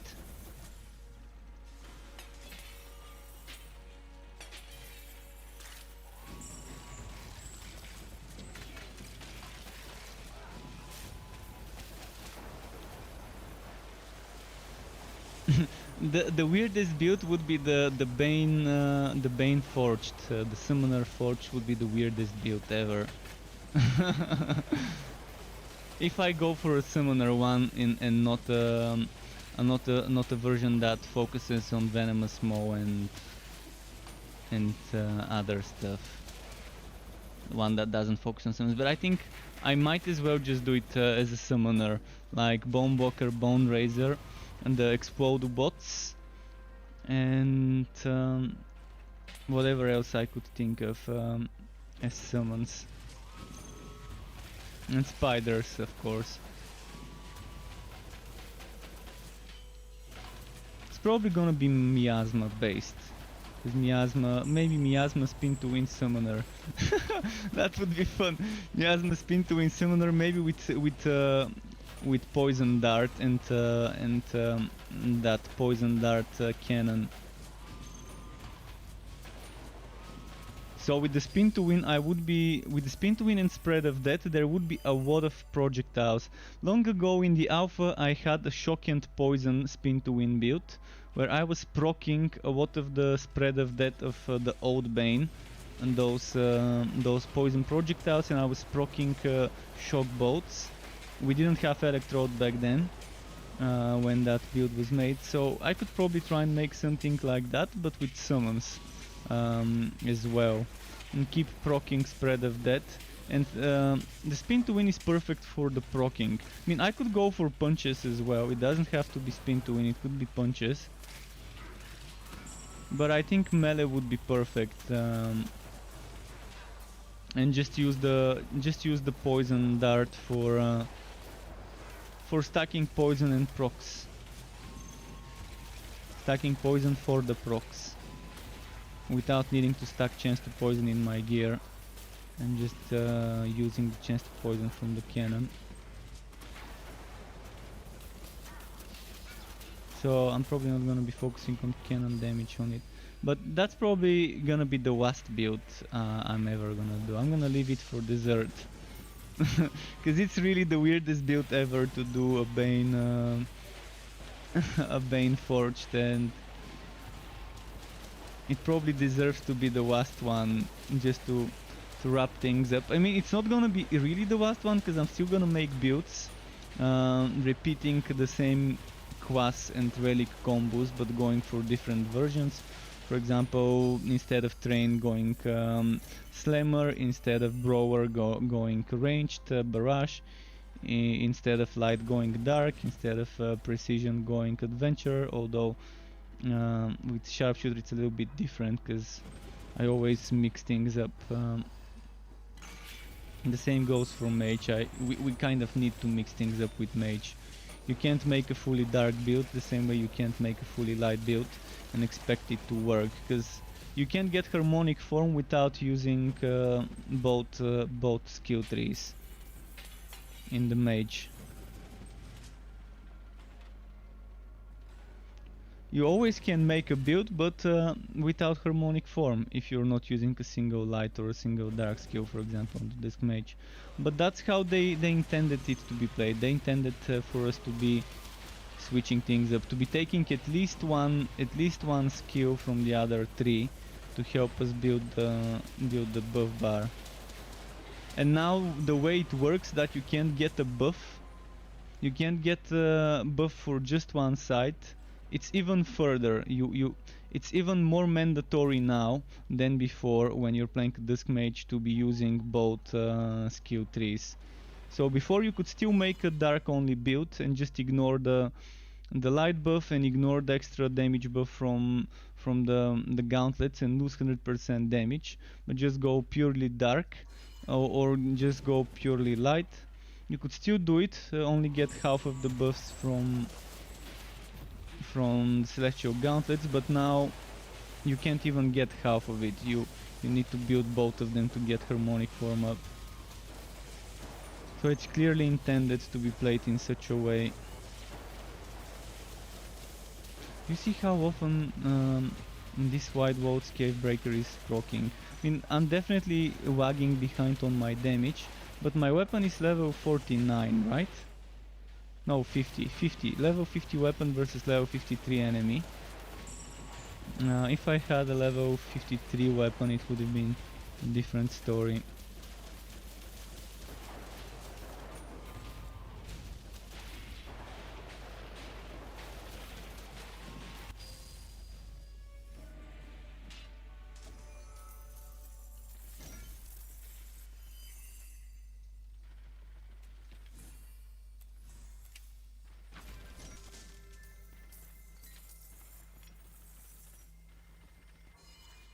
Alright.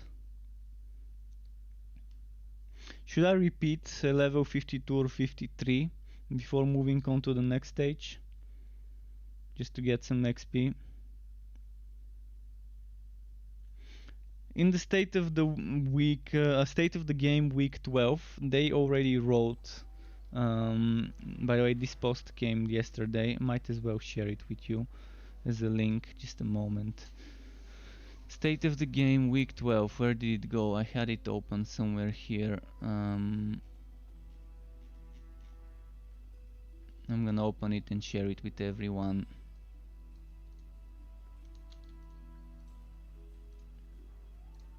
So over here in this blog post they already wrote this thing. Just a moment, I'm gonna share my Firefox.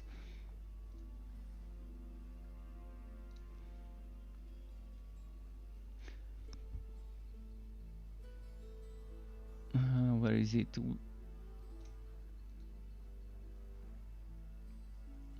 The new XP curve also gets steeper at high levels endgame relative to the speed at which players are able to kill monsters at those higher levels. This will likely result in you needing to grind a few or several times at particular challenge dungeon levels in order to level up to the next level. Though if you are able to survive at challenge levels that are harder than your current level, you earn XP faster. How much faster? I think it's only like 15-10% more if the enemies are 4 levels or more higher than you. Regardless whether it's 10 or 4 levels higher than you, it's still gonna be the same. But yeah, you might wanna read this little bit of info. Alright, back to grinding. I gave you the link if someone wants to read it for themselves. Just a moment. I'm closing this browser window. There we go. Okay, anything to sell? Oh, my pet's full. So full I won't be able to give him more items. Maybe a few. Pet go sell. While it's selling, I might dismantle stuff.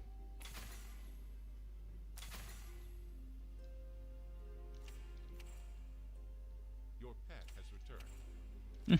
It's back, okay.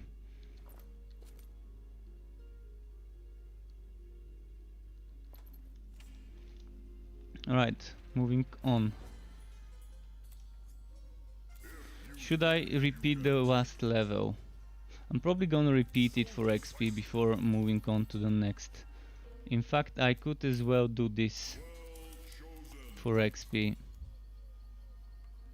But they're bad cards. Let's find where the best card is for us.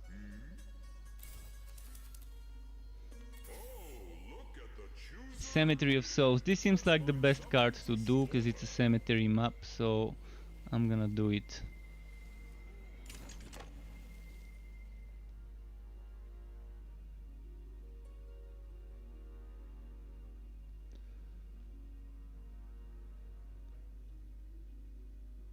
But yeah, is anyone here in the chat playing Marvel's Avengers, the new game? And if you are, could you share what you think about the battle passes for each hero?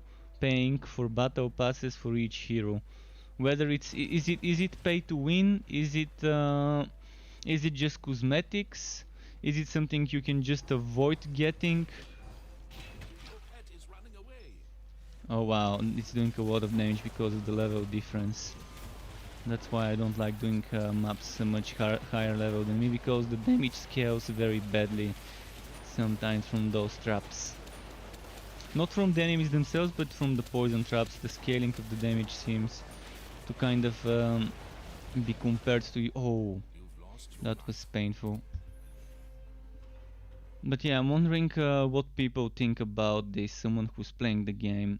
I'm pretty sure there were a few people on my chat a few weeks ago that were telling me they're gonna get the game. I think it was one of the people from my country. I can't remember which one of them, but pretty sure someone said so.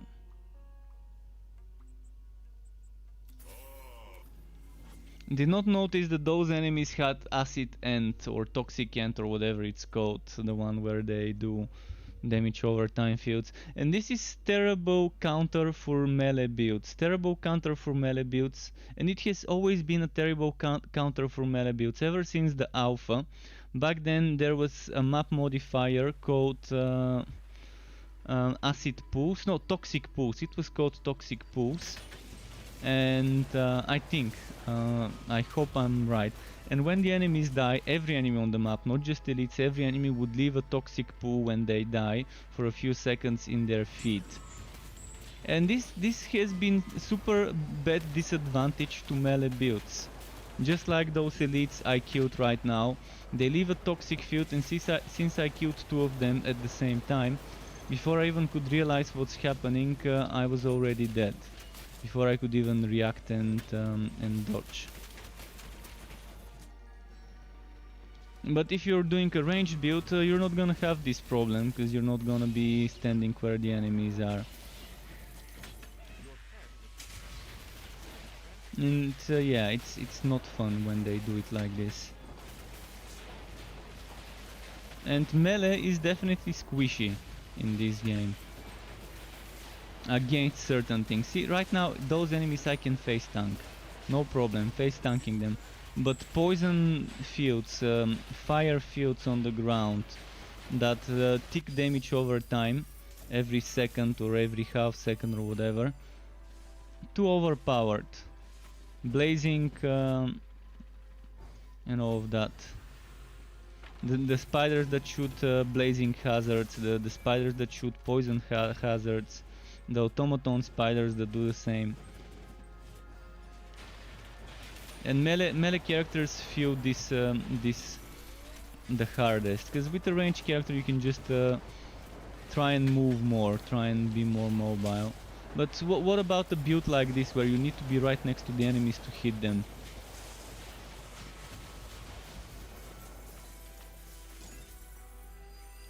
My resistance is 60.5 versus lightning. Versus poison it's only 36. So yeah. And that's on top of my other resistance, the 70% fighting spirit.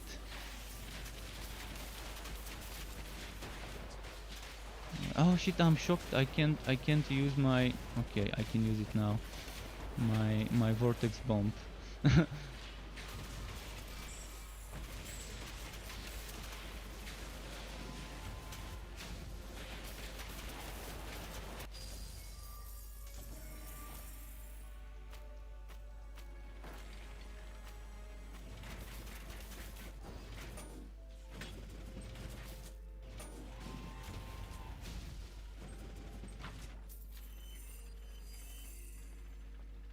Okay, let's keep moving.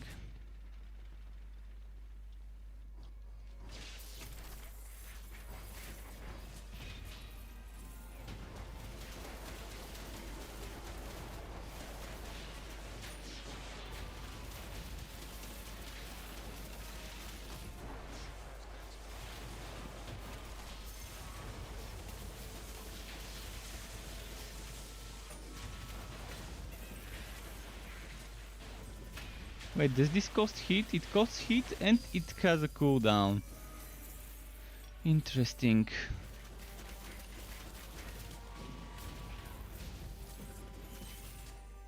This doesn't cost heat and has a cooldown, so why does this cost heat? I think this skill shouldn't cost heat.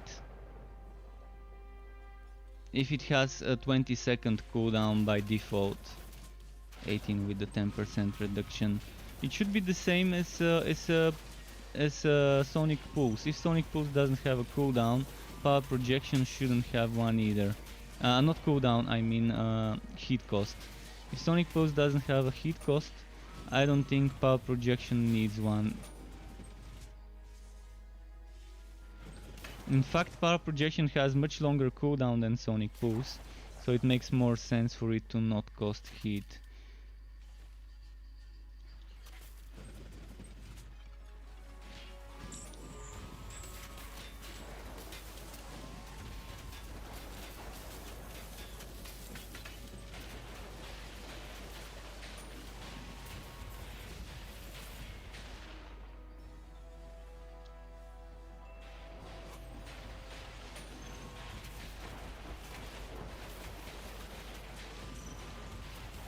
unfortunately.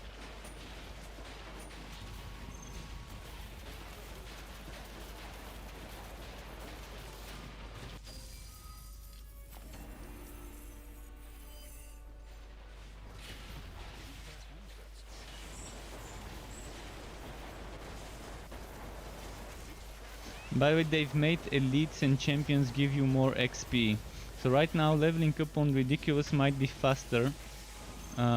Because before there wasn't that big of a difference, but they've substantially, as per this state of the game post, substantially increased the XP you gain from elites, champions and bosses. So playing on ridiculous would obviously give you more enemies and more champions. So you might as well be getting more XP that way. It seems to me like it's better to do it here. If you can handle it, if your gear can handle it, it's worth going to ridiculous. Not just for the fame, but the XP should be better now. Not directly, but indirectly you still get more XP in this difficulty. Per hour. Before it used to be more XP overall, but not more XP per hour, because it used to take a while to kill those elites, but now the time it takes me to kill the elites is getting rewarded by more XP, which was missing before. So I don't mind playing on ridiculous, spending a little bit more time to kill some champions, knowing that they're gonna give me some more XP. 3-2, from 3-2 to 93. So that this guy gave me like 60 XP, 61 XP. Not bad.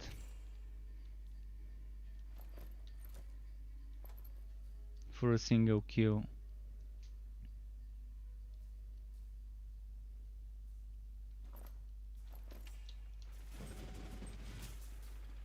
More buggy lightning fields.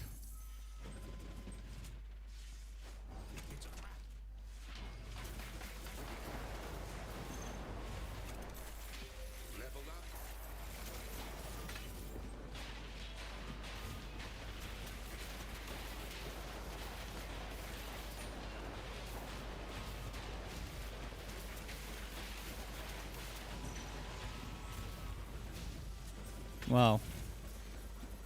Don't kill this guy, kill this guy. There we go. Skills. This one's maxed out now. The next levels I'm probably gonna put into 1000 volt burst because I want that duration most likely. Maybe energizer, we'll see. How many more skill points do I have? 6 more. So I can put 4 points here. And then maybe 2 points here.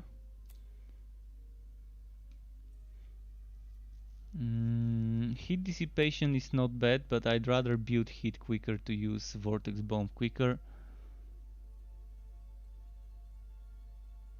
Hit chance for barrage. Did I get the damage to vent skills? Damage to vent. Oh, I've gotten the damage to vent skills. Okay. I could get the damage to burning and try and play with the burning build, but I'd rather not. I mean, I want to do something differently. I've been doing this on almost every forge build. I've been doing that extra 25, or before when it used to be 50% damage to burning. I know it's a lot of damage, but I want to experiment with other things. Maybe get this block chance here, or maybe the damage to relic skills would be nice. The damage to relic skills with 3 points. So if I put 4 points here, well, I'm gonna need 1 more point. I really want to have this though. This can go up to 10% chance to unleash shock bolts. But only when I kill. Let's say I remove shocking display. And that 1 point goes into, what was I thinking? Into here with another 2 points. And then 4 points here. Maybe that's gonna be interesting. Actually, I don't even need to remove this. Yeah, I'm gonna have 7 points. 7 more points is exactly 4 more points for the relic skill and 3 points for ramming robot. And then I can still keep my shocking display. But do the passive relic skills benefit from the extra damage to relic skills, or is that extra damage to relic active? It doesn't say active, so I'm assuming it's every relic skill.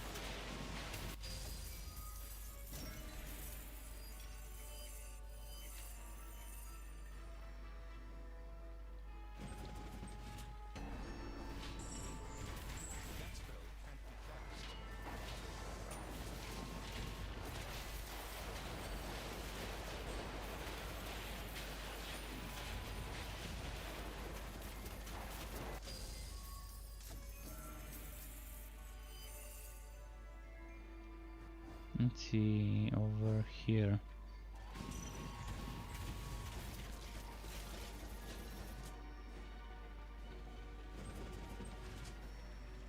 Stone Healer 29, welcome back welcome Stone Healer, not welcome back, my bad.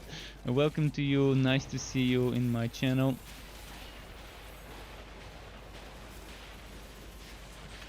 Unless you are returning, but the name sounds new to me.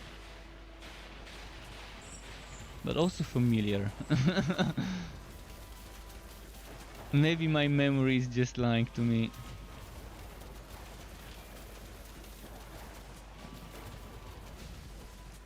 Correct me if I'm wrong, if you're not a new Struck member. Ah, you've been once here, okay. So you have been here, nice.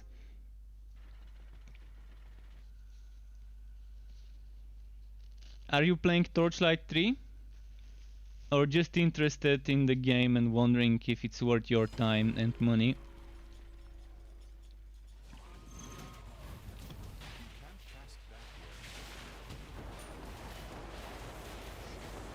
Oh, look at the procs. Look at the procs. It's raining. It's raining damage.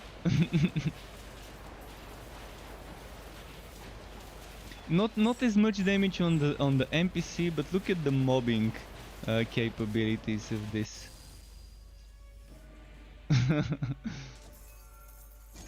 You don't play it yourself, actually waiting for the new update to see if it makes things better. Alright, well this new update is already on the test realm. It's already on the test realm. We've already got 70 total skill points, reworked backgrounds of the skill trees as well. Looking good though, looking good those backgrounds.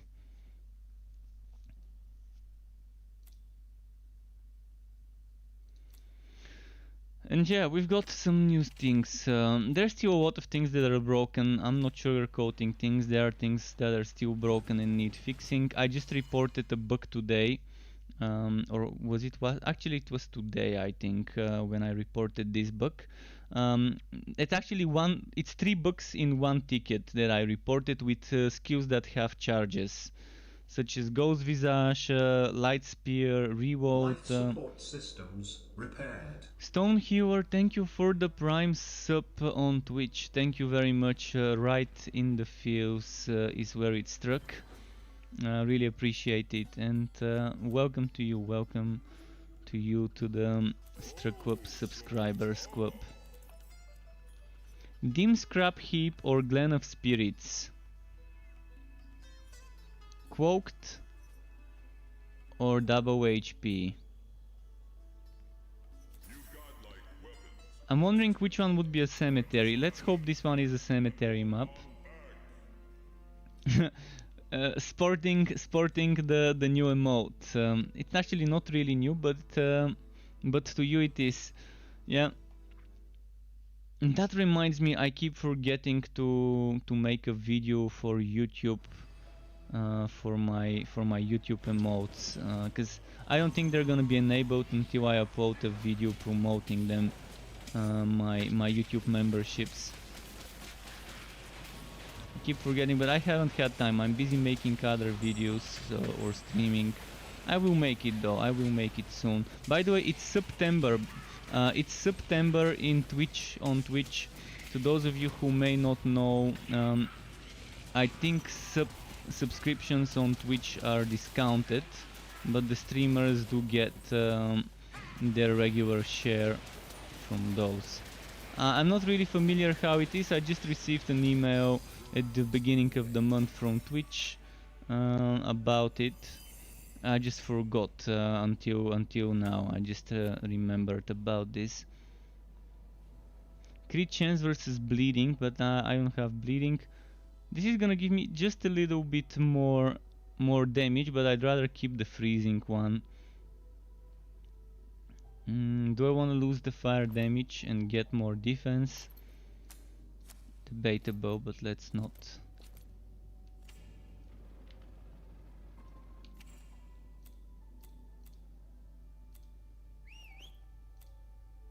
Oh, I sent my pet by accident.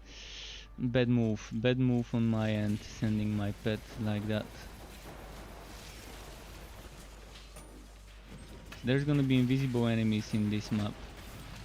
Better step it up and just do it quickly maybe. What level am I? 53, 1/3 of it's done. And it's 10:53 in the evening, so yeah, I'm probably gonna get 55 before I'm done streaming today. I think by midnight I will be around 55. I'm gonna have to spend another 1-2 hours leveling up off stream to make the build ready by tomorrow. They keep silencing my vortex bomb with that shock. My problem right now is I don't have potions. I ran out of potions.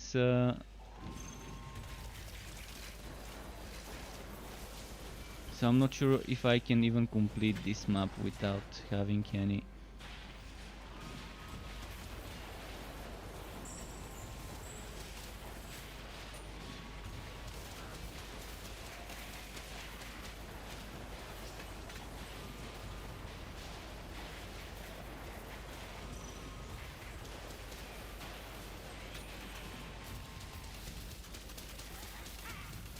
Zero potion life. Teleported right when I was vortex bombing. Yeah, leaving that zero potion life as usual.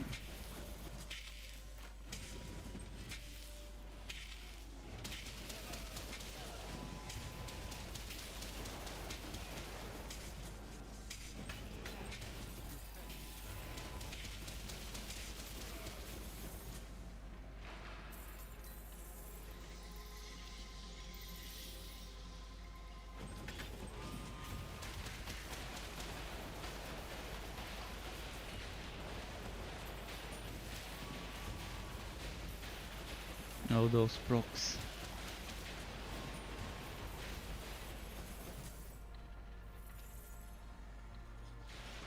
This robot guy, the Forged, is pretty fun. When you build it the right way, it could be pretty fun. It's not gonna be meta, but it's providing a unique playstyle that the other heroes can't provide exactly. Due to his uniqueness, the uniqueness of his skills, the uniqueness of his heat mechanic, where you have to build heat and then vent. Ranged Forged right now is super underwhelming though, so if you play him on the ranged skill 3 and not on the melee one, it could feel a little bit underpowered, or actually more than a little bit underpowered. But the melee ones are pretty fun. You've got some pretty nice options in the melee skill 3 for both venting and damage dealing.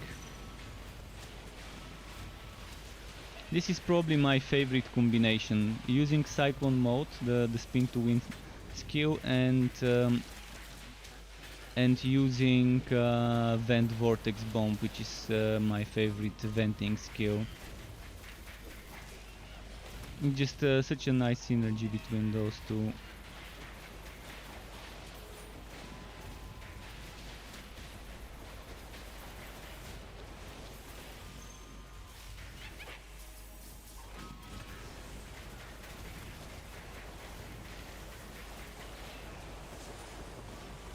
Wow, look at what's happening there.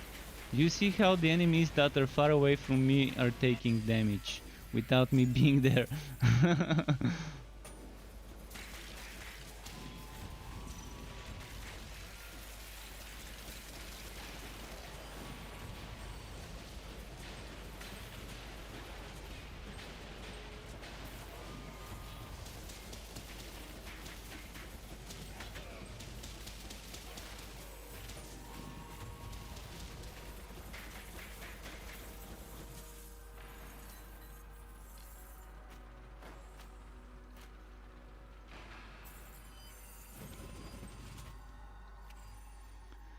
Okay.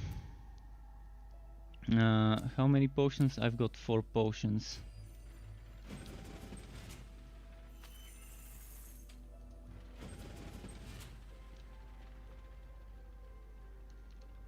And there's another good skill for the Forge I can show you, because you said you like it. Let me show you another skill from this guy. The bunches of punches, as I like to call it, which is rapid strikes. Or rapid strike, not rapid strikes. Rapid strike, I call it the bunches of punches kind of playstyle. You can see he's doing a lot of punching.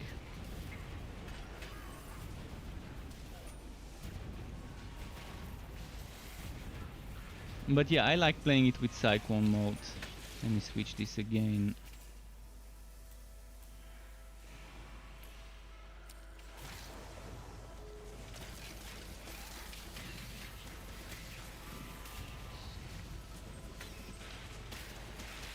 And just to show you another venting skill, I will do this. Look at this venting skill.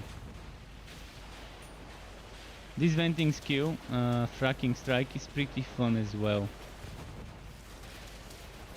It's kind of a mid-range slash long-range skill.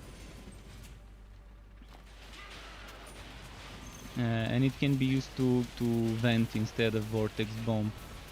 I keep it on my skill bar because I've got a free skill bar slot that I'm not using.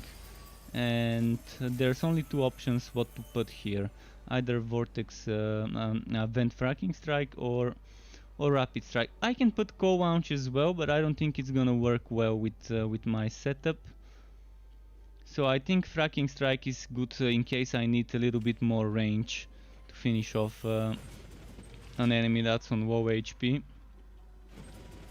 Let's clear out this map properly here as well.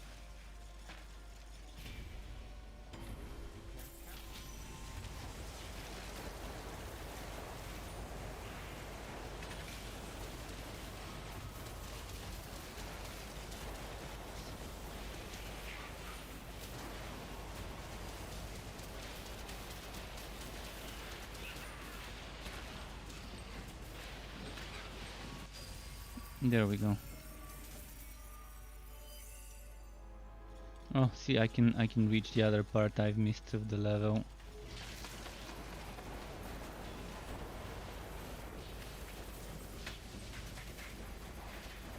And if someone doesn't like damage numbers on the screen, they can be disabled. Yeah, because with this kind of setup where there's so many hits per second, so many procs per second, some people might not like that many numbers and text on the screen. You can remove it. It's something you can disable if it's aesthetically not looking pleasing to you. I keep them because I want to be seeing the numbers to just figure out how much weaker or stronger it is compared to some of the other builds I've made and played. Especially when doing build videos, people like to see those numbers to kind of gauge how strong a hero could be. Alright, let's keep moving.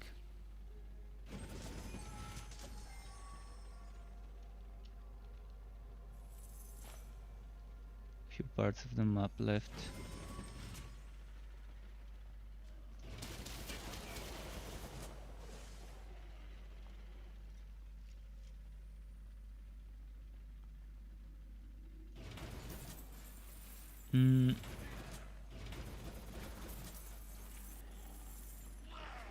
Let's group them up first, like this.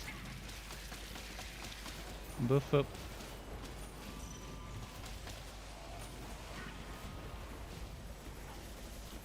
I'm trying to get this skeleton towards the others.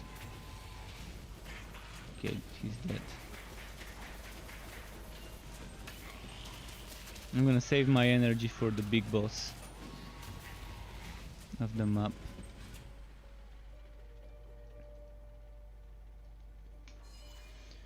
So far I'm keeping up my level with the content thanks to earlier in that gauntlet map getting a few levels.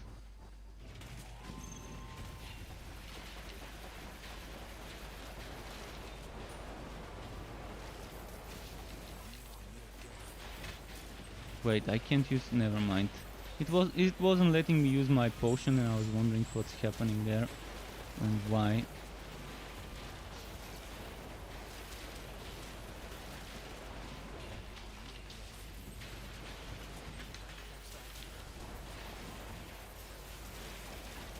Something's doing heavy damage to me.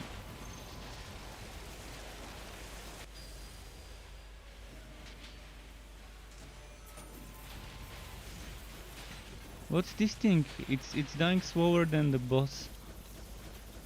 Some sort of a weird minion here. This thing.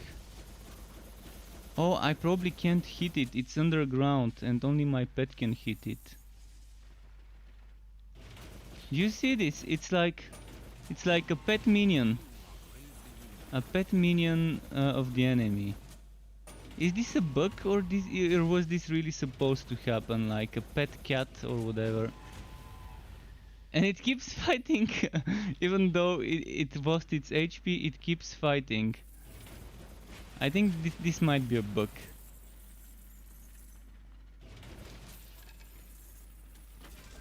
And it's not attacking unless I go next to it.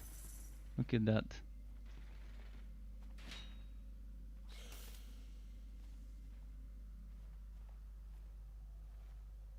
Where did it go? It disappeared. Okay. Weirdest bug I've seen ever.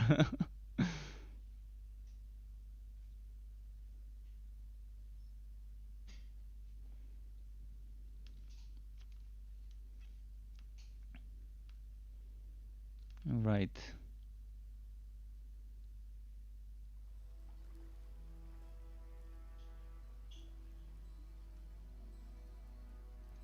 By the way, I wanna try something.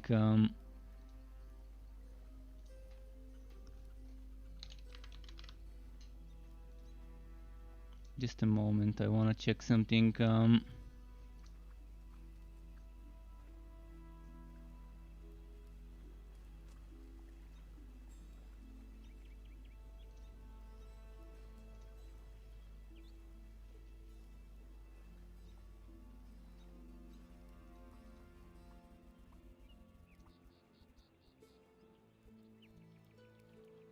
Oh, I think it worked. Yep, it worked. I added this border. I'm not sure if you're seeing it. This, do you see how at the border of the screen there's this thing? I cropped it from... I recorded a little bit of loading screen and then I cropped only the borders. Just wanted to add it. Seems nice. I forgot to add it earlier today. Just added it now. It's very subtle, so it's pretty nice because it's not like a huge overlay. I do have a big overlay of mine, which is which I made long ago, but I no longer use it because I think it's too much. It's too much to use this thing. It's hiding a lot of the stuff, especially in this game when there's menus at the top. It's gonna be hiding them, like inventory, money, stuff like that. I like clean overlays. I like clean screens without too much stuff on it. Okay, I want to level up 1000 volt burst to get the duration. And here we go.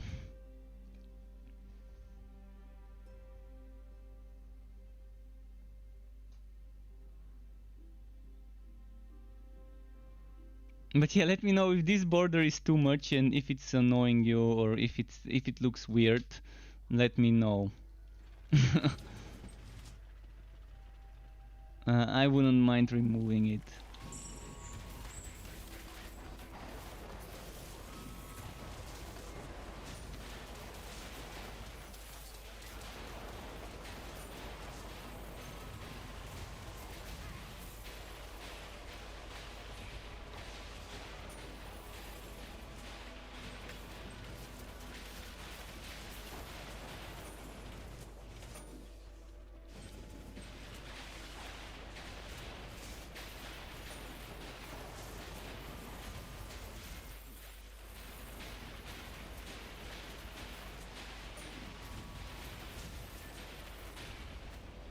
Oh wow.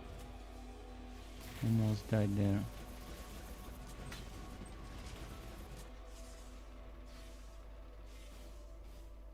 Any more enemies here? I wonder if it divides an enemy into two, whether I get double the XP when I kill both.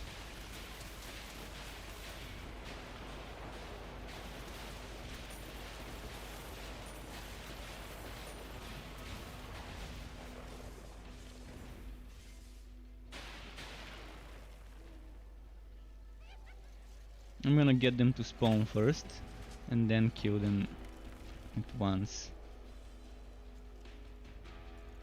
Let's get those here to spawn as well. Let's get those, and now I'm gonna grab that thing here. Use this, and boom.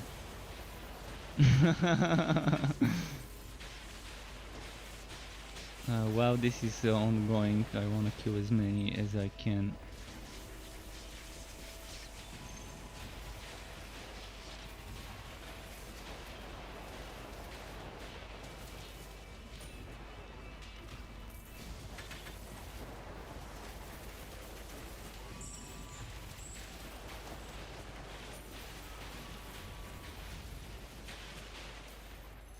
Alright, we killed the what? Let's go grab the quest wood.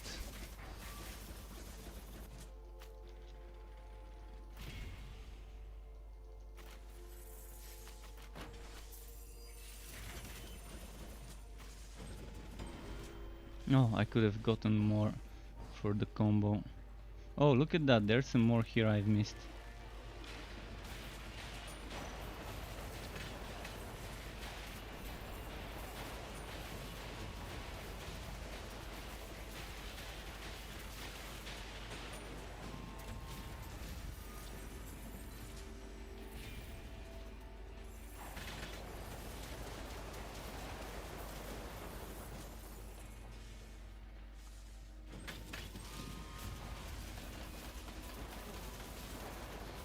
It's a nice proc monster kind of a setup.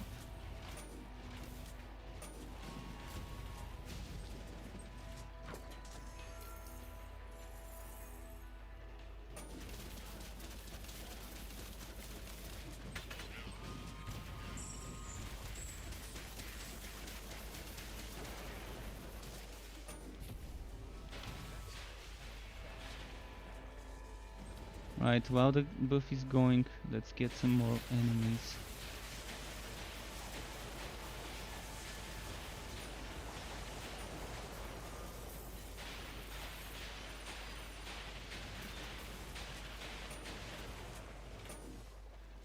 There should be some more here.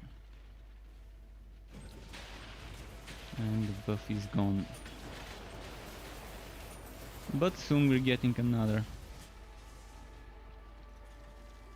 Right, I'm gonna go and spawn them all around here, get them to follow me. Come here, come here. Nice. Let's spawn the next champion pack here. And let's do this.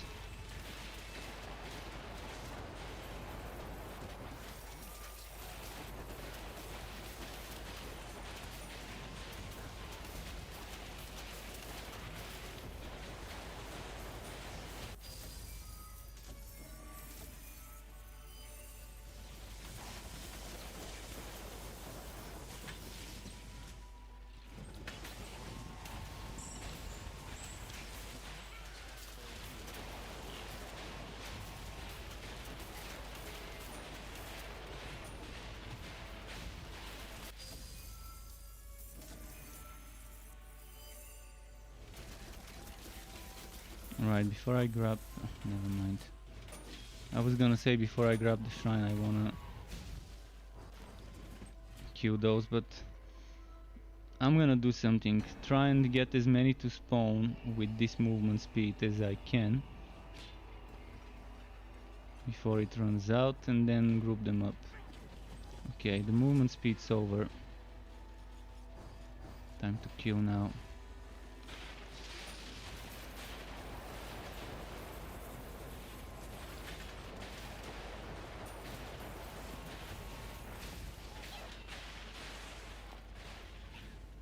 There were some over here, if I remember.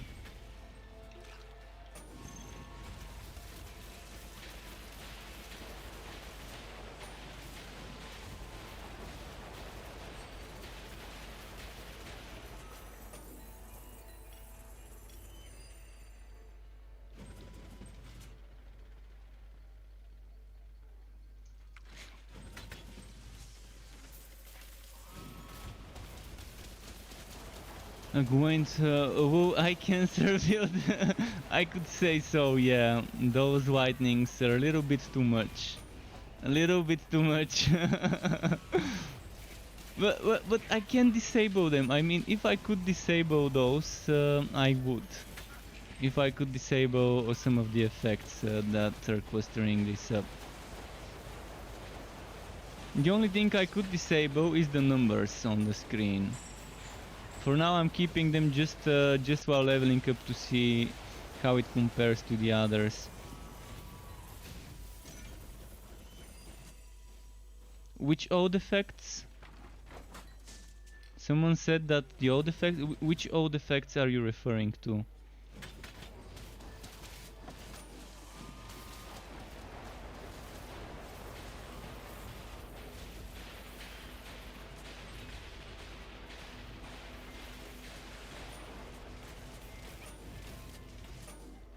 I would pretty much like to see the Stormblade effect. I would like to see the Stormblade effect applied on Lightning Strike. It would be much more pleasing to my eyes if I see the Stormblade Lightning Bolt instead of Lightning Strike.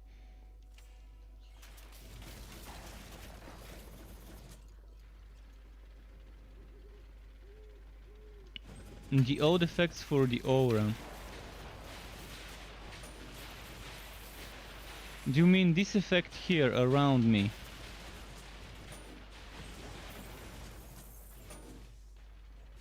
Oh yeah, it was smaller. It was definitely smaller, that old effects of the aura around me. The Walkaway Storm old effect. I liked it more when it was smaller. But my problem is not the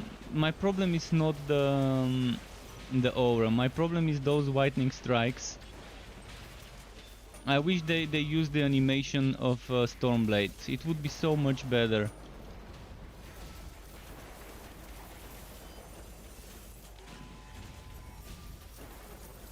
Little lightnings you could barely see. You might be referring to the Stormblade. Let me show you.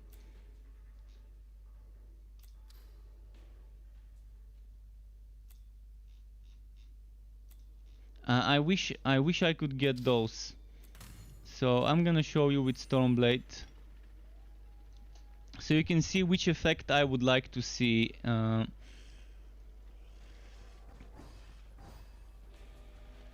Maybe a little bit bigger than the Stormblade would be nice. So the Stormblade, do you see this? This one that just struck now. This one. This one. This one. You see those little lightnings? I think this would be perfect if they make it to be like that.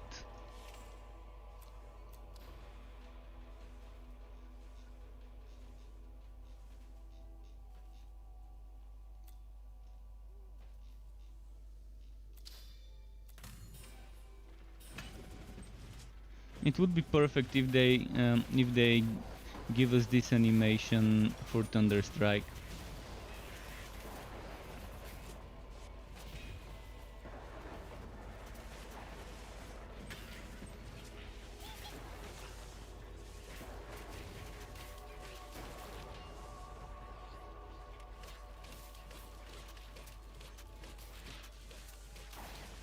Alright, enough basic attack. We're going back to this.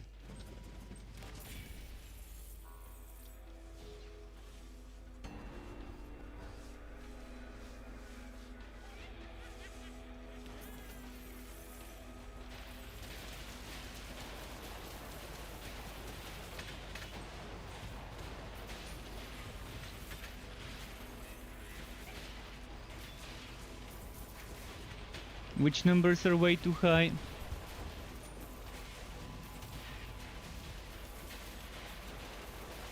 The biggest numbers you see are from Vent Vortex Bomb, and they seem to be fine. I mean, for a Vent skill, and that I can use every few seconds with a cooldown and that I have to charge up, and that I'm using a unique item for, a legendary item for, it seems to be a decent number.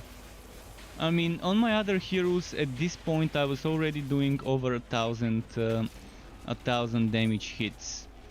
Like 2, 3, 4, I mean over 100,000 damage hits. I was doing 2, 3, even 400,000 at level 57 on my other heroes with level 60 items. I'm gonna wait and see how much damage this does on practice and on ridiculous.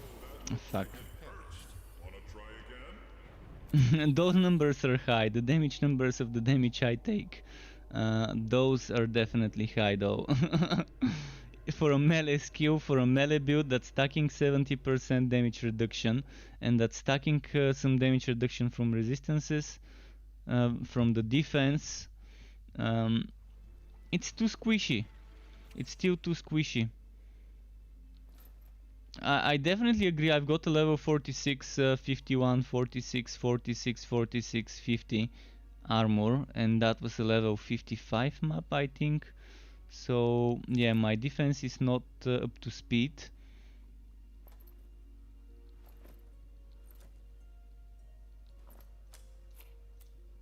You can try and get it up to speed, but it's not dropping me armors. It just refuses to drop me armors. This one, but no damage. Let's see, I probably can equip something now. I should have a level 57 armor that I can equip here somewhere. I can probably equip this and lose some bug chance. Let's consider this an option. Oh, new damage. Nice. Let's consider this an option.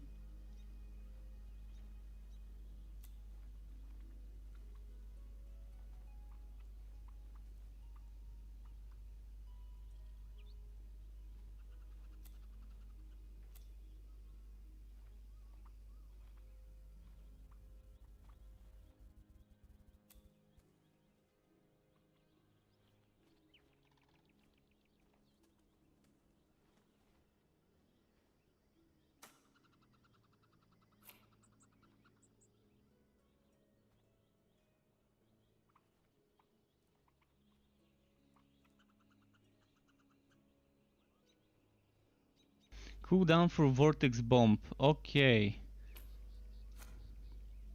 Maybe. That's a maybe.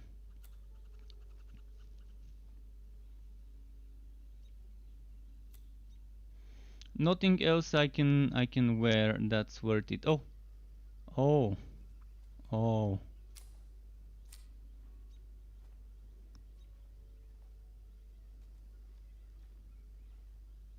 3000 damage one-handed. Don't mind if I do. Let's see which one would be stronger. Obviously this one would be stronger, but just to see.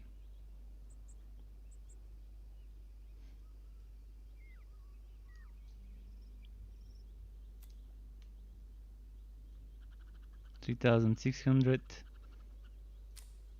just in case.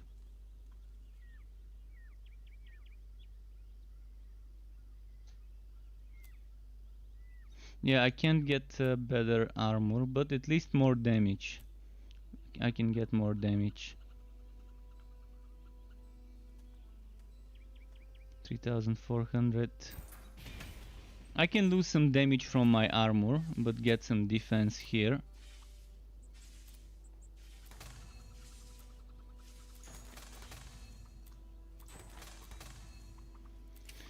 Got the defense, and this one was 3,600.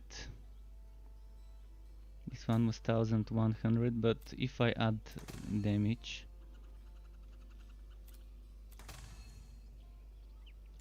$3,800. And chance to blind.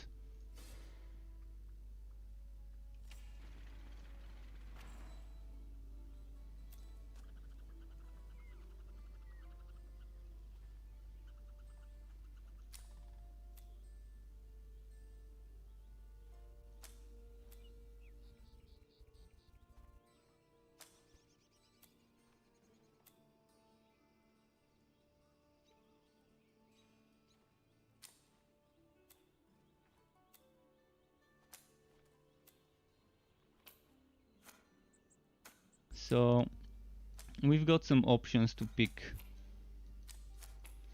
If I equip this armor, that's a lot of defense. And I'm losing some damage, but we're fine. Even with the damage loss, I will be fine. Here I can lose crit damage, which is right now at 220, but I can get cooldown for Vortex Bomb. Or I can just get more defense and lose block chance, which is right now at 38%. Goes to 23. Oh, I need the Mountain King. Okay, I can't lose this one right now.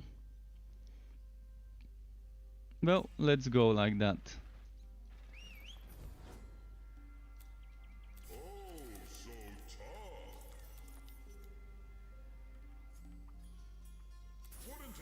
Voltura. I can equip the item that gives me damage versus Voltura.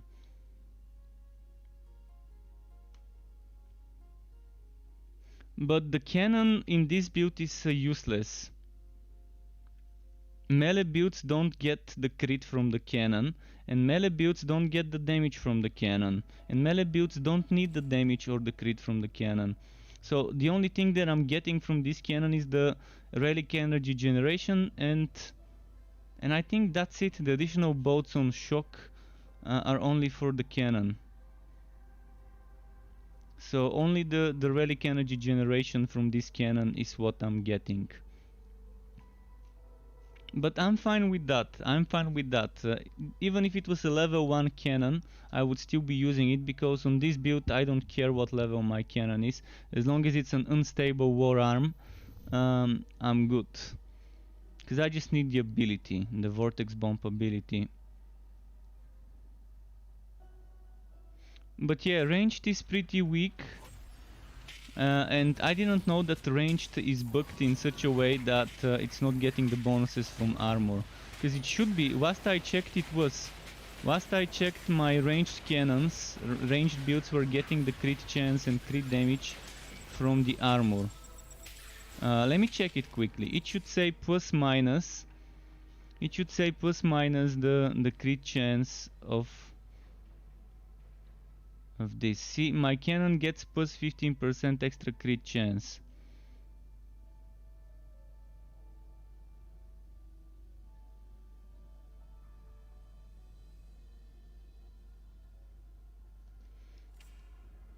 And with my pet,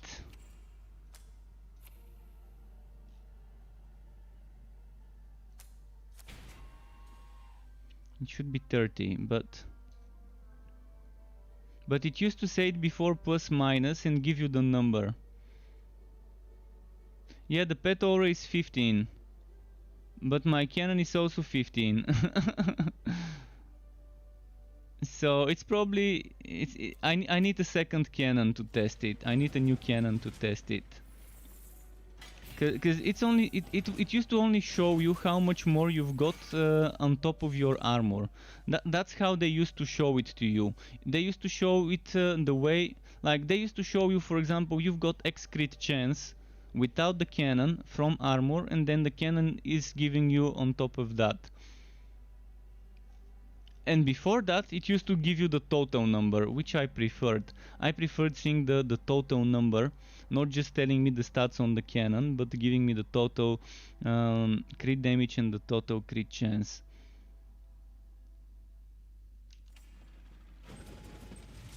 So, from all the different versions we've seen, I like the oldest one, the one from the alpha the best. Where on the cannon I can see my total crit damage of the cannon, the combination of gear and cannon, and the total crit damage.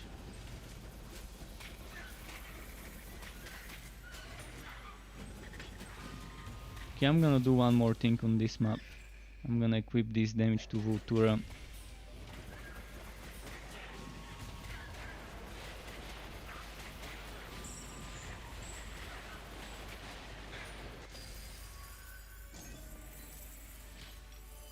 But yeah, if another cannon drops, I'm gonna check it. But I think that's how it works, that's how it shows it. It just shows you the bonuses you get from the cannon on top of the armor, rather than the sum of both.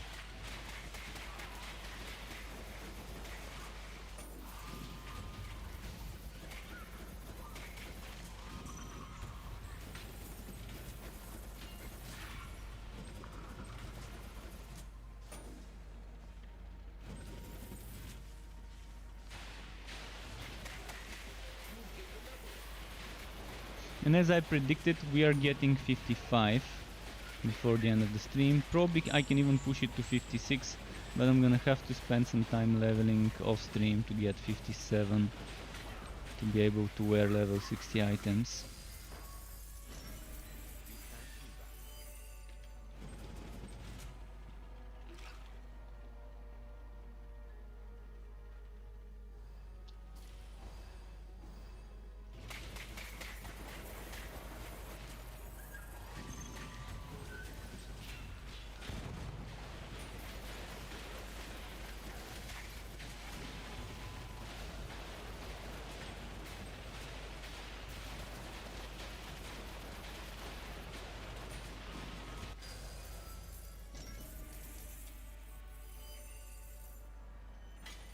Have I watched the Bean stream? What Bean stream? Oh, it's Friday today? Oh no, it's tomorrow.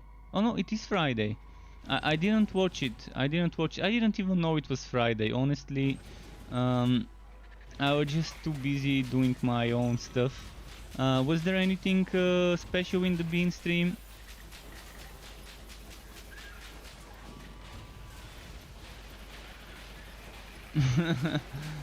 Friday. But yeah, when that stream was going, I was streaming myself. You had to go shopping. Well, I can always catch them on demand. That's the good thing about the dev streams. They stay on Twitch, so you can replay them and watch them if you want to for another few days. Oh, now they silenced my spin to win with the shock.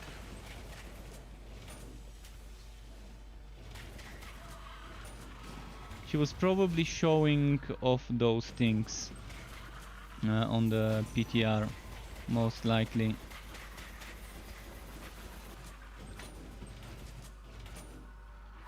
Yeah, they probably talked about it. And most likely there must have been someone from the team, Michael or Sean or Tyler. They could have probably went through the patch notes and maybe made a highlight of some of the things that are there.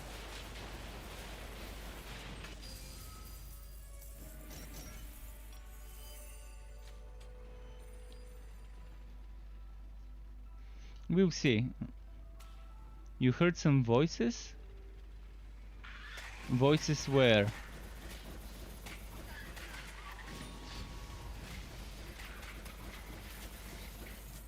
It must not have been from my end, because there weren't any voices. In the stream you've heard voices. That's weird, man. My microphone shouldn't pick. Oh, only Bean's camera. Oh, you mean on the official stream, not my stream. Okay. So only Bean's camera was on. So she probably was on Discord with the others or on another conference or whatever. I can check the replay later while I'm leveling up. I can listen to the stream and see what they were talking about.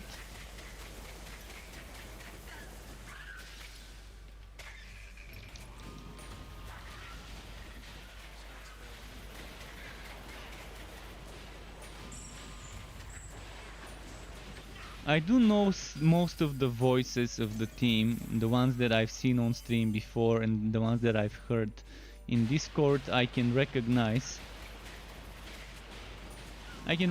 Sean, Tywer, Max, Bean. Who else can I recognize? Michael.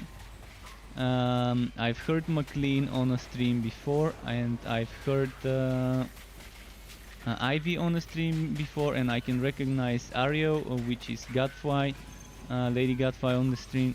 So those are the ones that I've seen on stream and that I've heard their voices and I can recognize them, even if there's no camera.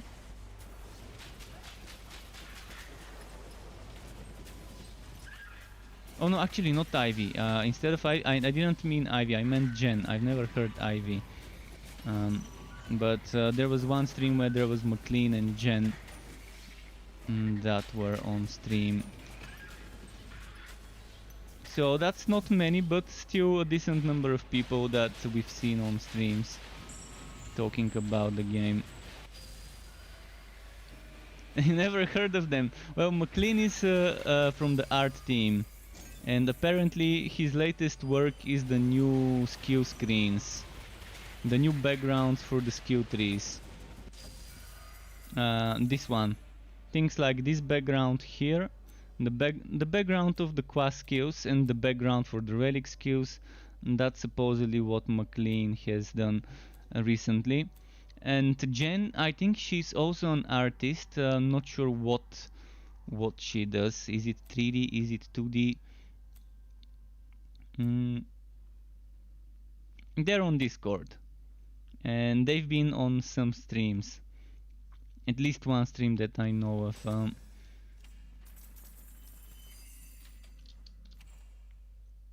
And Sean is the War Master, Sean Stone. And Tywer is the team lead. You probably have seen him already a few times.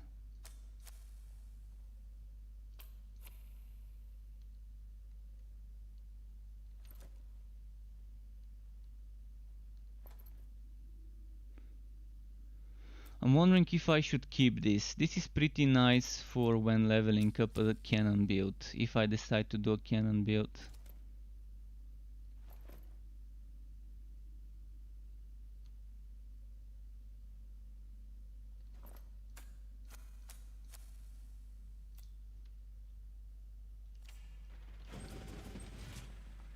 Oh, I wanted another cannon just to test stuff. Let's check the crit chance here, how it changes. Plus 15, plus 9.9. But yeah, they fixed the cannon to actually give you crit chance. Cannons now give you crit chance at the top 100% when you get one. And yeah, I think this plus 9.9 means that's a plus 9.9 on top of your armor. That's how it works. From armor right now I have only 5.1 crit chance. And since I cannot test it with a cannon without crit chance unless I use some old one, I can test it with an old cannon in the fort. After this base I can test it. I can try and equip an old cannon that doesn't have crit chance to see if it can crit with that 5% from my helmet. If it does, then it works the way I think. It's just showing you the stats differently. That could be confusing to players.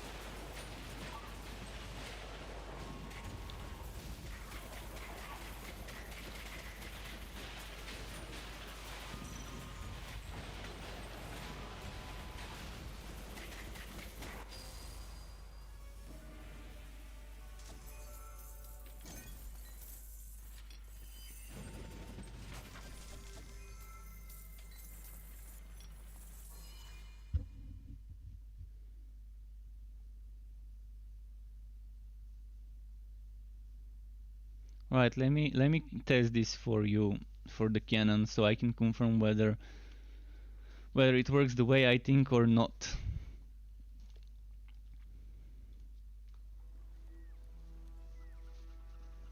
Oh, and another dev I forgot that I know that has been on stream many times, it's Anthony, who is a game designer.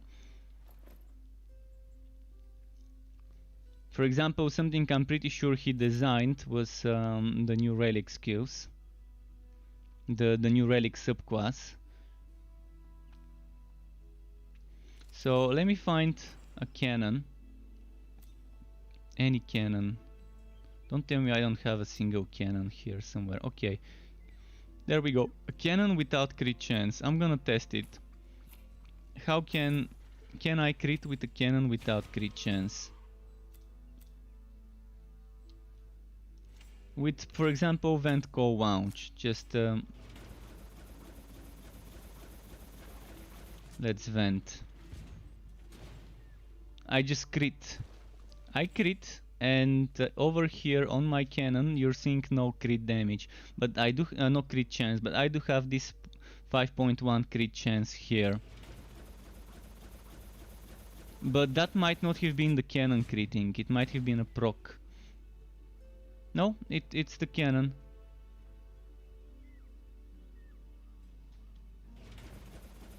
It was the direct damage.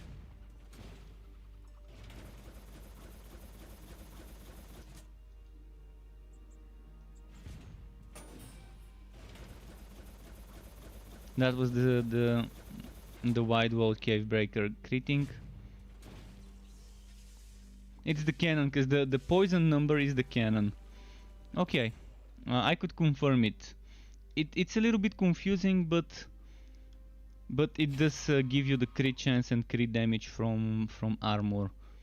It just doesn't write it in a way where it's easy to understand that it does.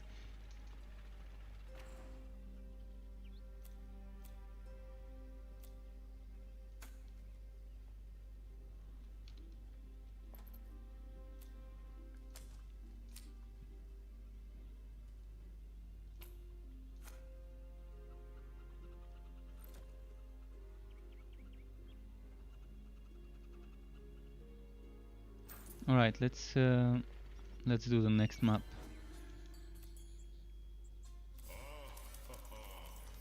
Gauntlet, yes. Gauntlet, but it's gonna be a shitty gauntlet because it's automatons. It's probably gonna be bad. It's that laboratory layout, and with automatons, we'll see. If there's 2 hotspots, I can just stay in this map for a while and get some XP.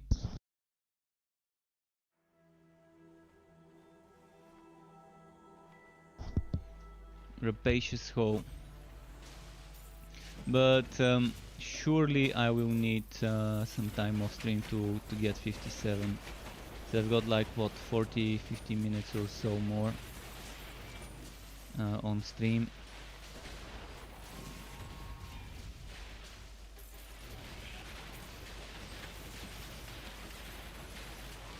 I need to find hotspots with good density of elites and enemies. Explosive vent, I need to be careful with those. I like how they added this misty washed out effect on those levels. I call them laboratory levels, but I guess they might not really be.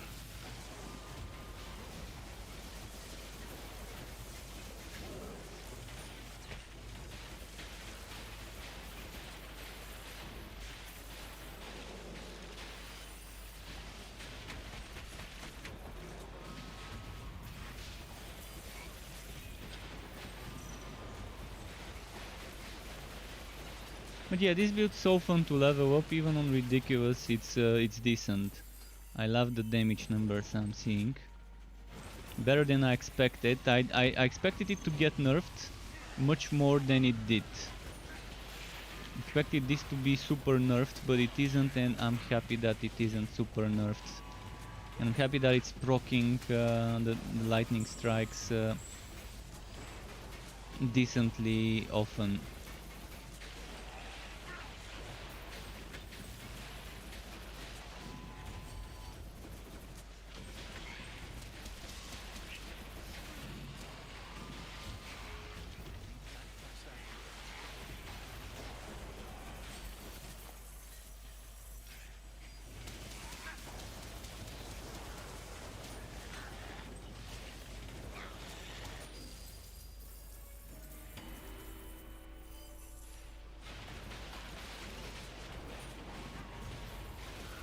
Okay, there we go. Oh, I forgot to switch my thumb button to something different.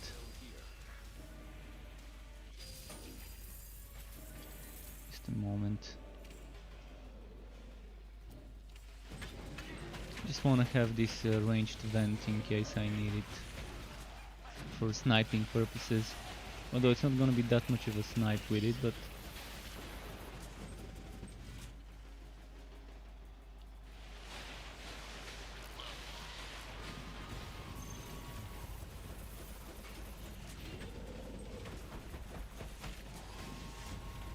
right, let's go find where there's more enemies clustered up. Oh, ho, ho. We didn't have to look further. Oh man, I'm probably gonna get killed here. I gotta thin out the herd, clear out the squishies. Big FPS drops here. Big FPS drops for a while.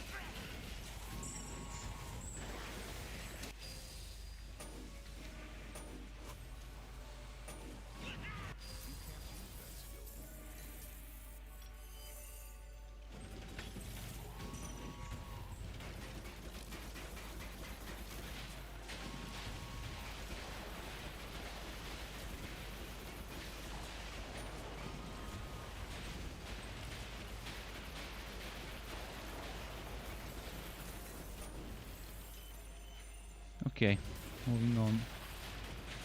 Let's find some more enemies. I think there's a few here. Yeah, I see blazing. Let's blaze it.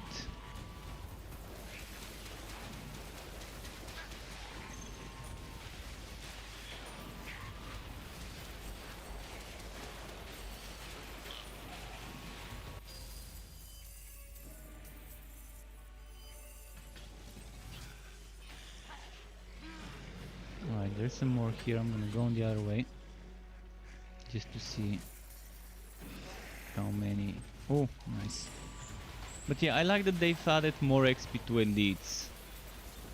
It makes it worth it now for me to go back to ridiculous. Before I didn't feel motivated because killing elites took longer, but it didn't give that much more XP. But now, spending those few extra seconds to kill elites is worth the extra XP they can give you.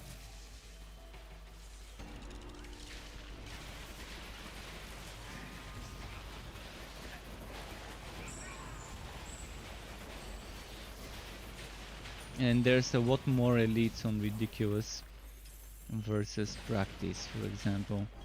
So if a build can handle it, do it. Do ridiculous while leveling up.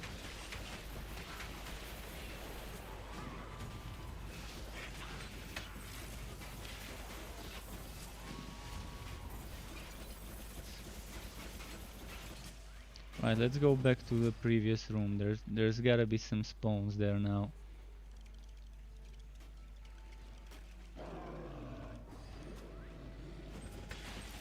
Look at how many.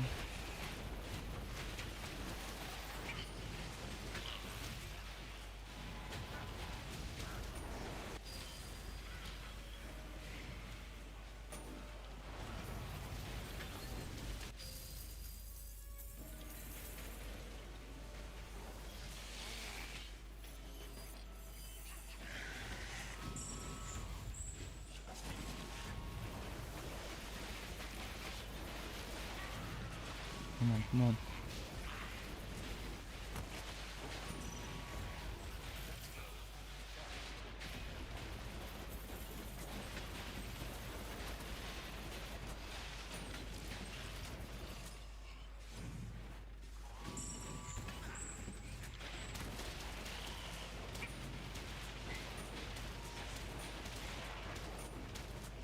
Nice. How am I doing with the contract levels? 22 unclaimed. I'm gonna keep them for now. The XP is going pretty well on this map.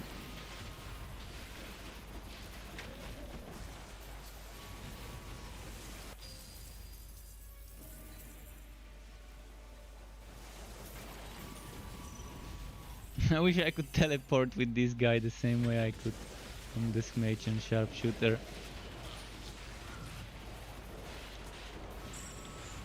I can't take a shortcut. Gotta take the stairs.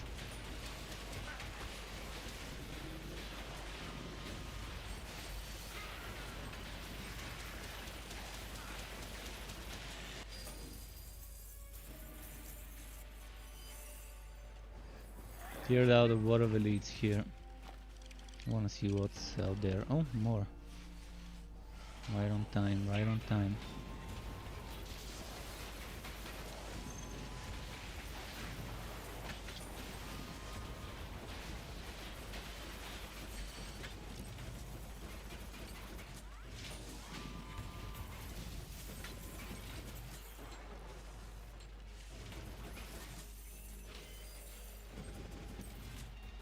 And there's another one here. Out of my way, out of my way. Automatons.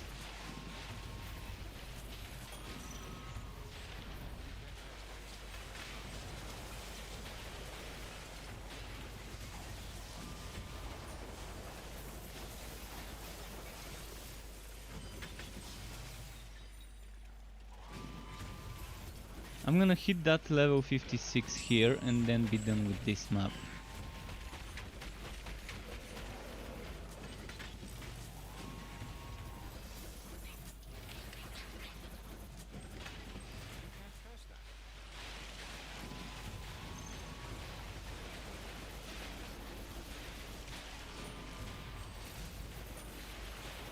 Look at how many. This is such a fun map. Just look at the XP from 393 to 426.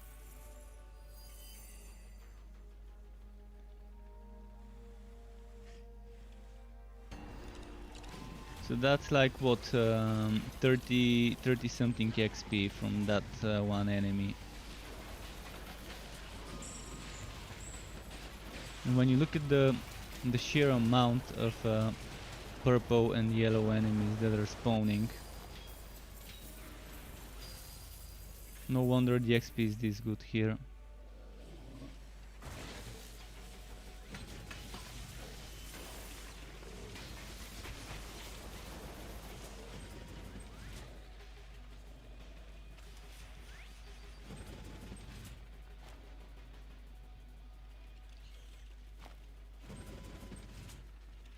Well, it's not spawning them here. It's not time for this room. Let's see about the next room. We're almost there, like 25 more percent or 30 more percent XP to get the level up. It's 11:51 PM here.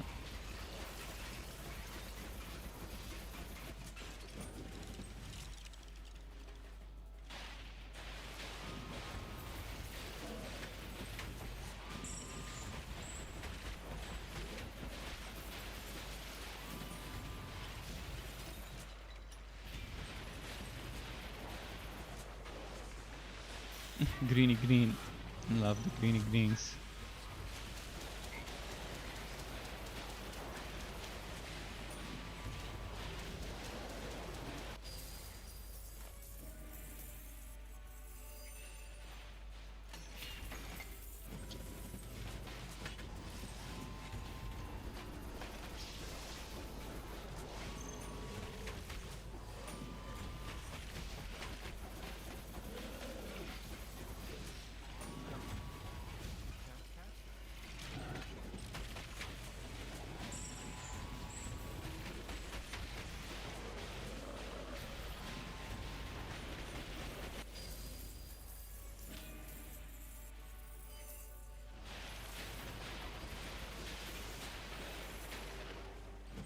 Let's see what's here.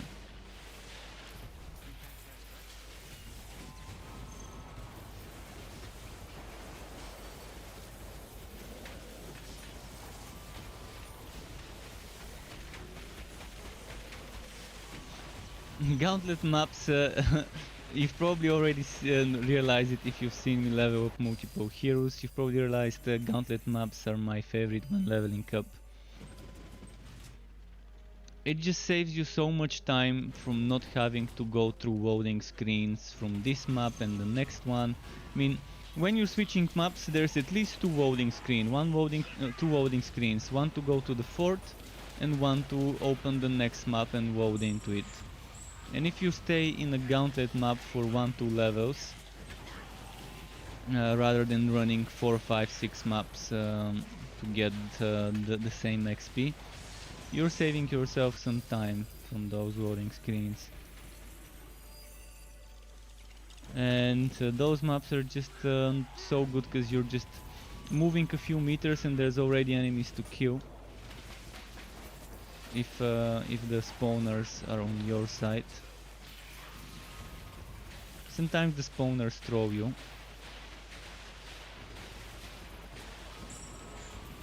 Alright, 600 more XP and then I'm out of this map.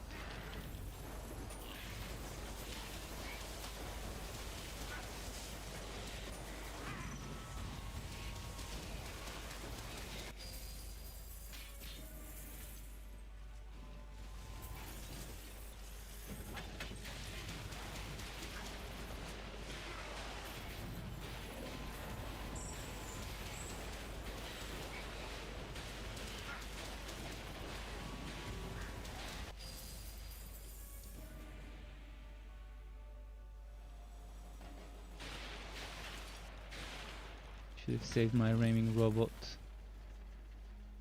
Well, wrong turn. If I stood in the same place, it probably would have respawned some for me. I've noticed the way it works is it tries to spawn enemies close to your vicinity, like close to you. If you stay in one place, it tries to spawn the nearby spawners. Now I'm moving. Okay, there we go.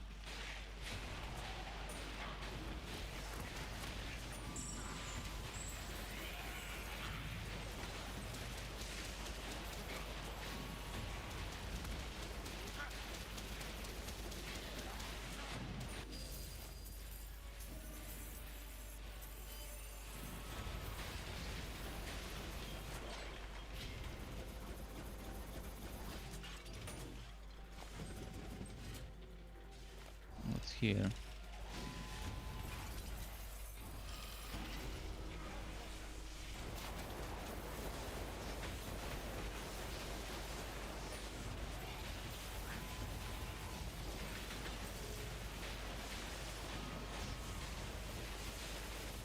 Yeah, I'm so happy with the damage output.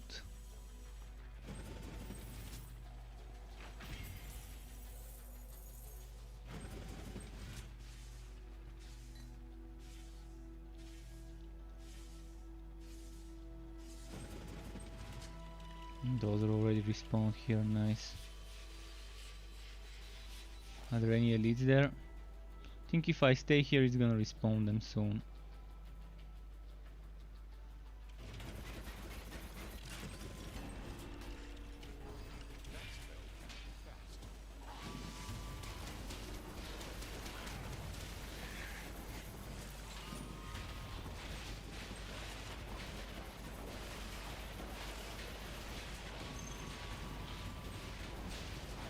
Look at how many.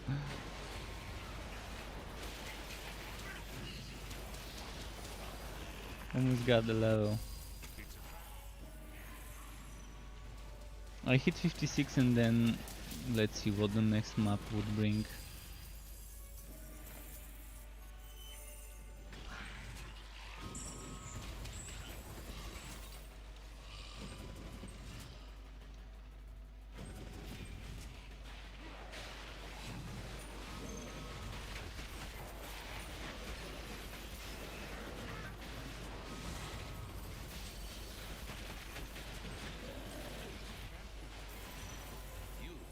There we go, level up. Okay, let's leave this map. Of course, kill any elite on the way to the boss. It's gonna be a shame if I don't.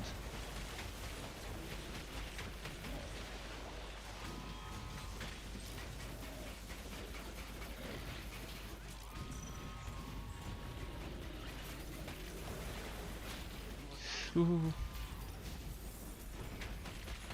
Close one. Did not see the exploding affix on them until it was already exploding. Right, how far?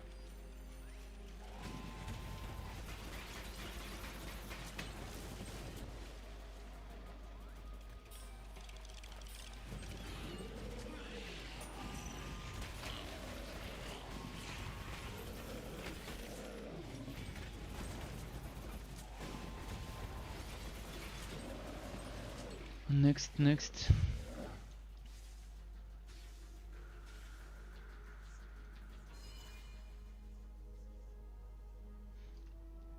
Are we fighting? Yeah, we're fighting the Big Daddy. The Gun Daddy automaton. Did he just not spawn? You gotta love it when the bosses don't spawn. So there are still bugs with bosses not spawning, I guess.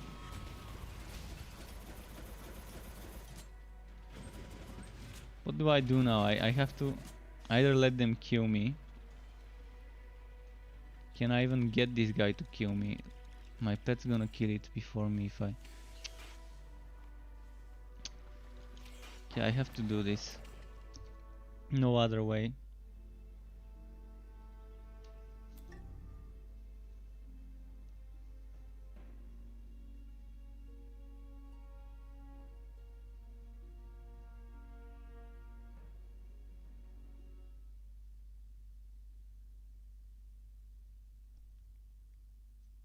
Because there's no other way to escape Fazir's dungeon other than either dying or back to character selection. Or Alt F4. Come on.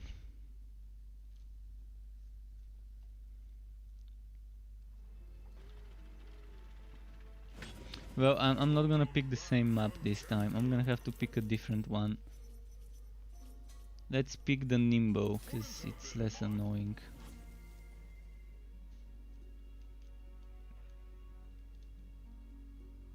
Oh, and I've got a skill point to spend. Hopefully this map is not bugged as well, cause it's the same layout and enemies, just different mods. Oh no, it's not the same layout. Okay, perfect.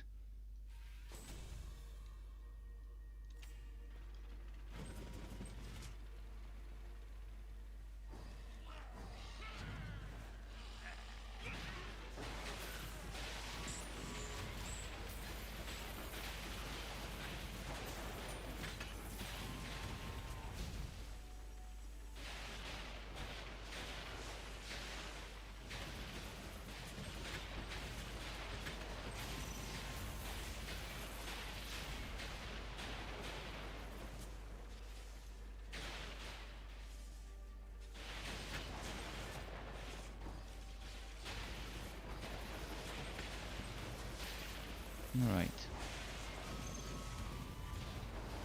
How many firing pins? 10. Needed.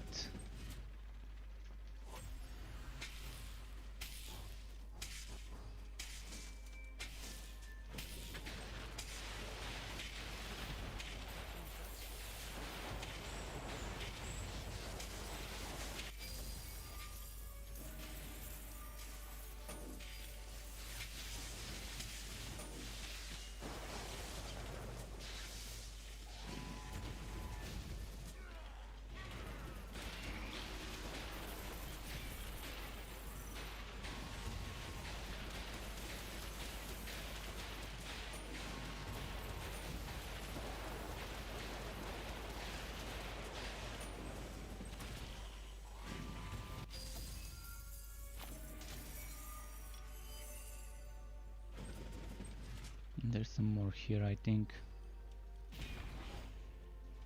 just a few. Maybe they're just slowly spawning. No, just 3 of them. Let's get those all together.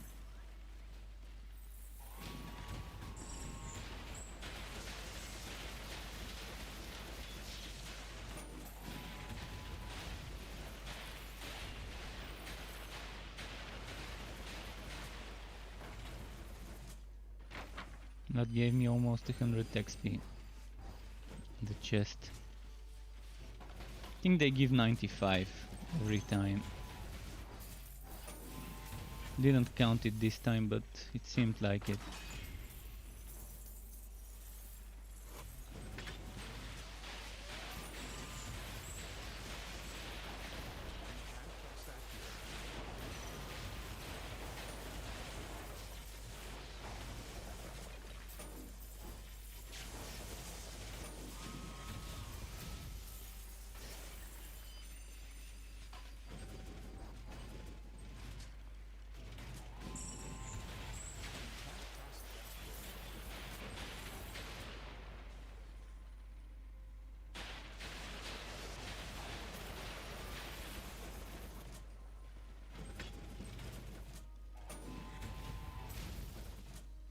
Okay, moving on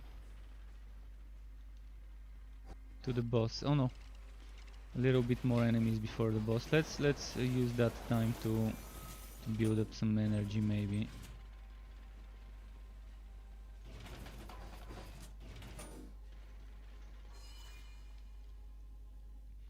It was kind of a shorter map to run.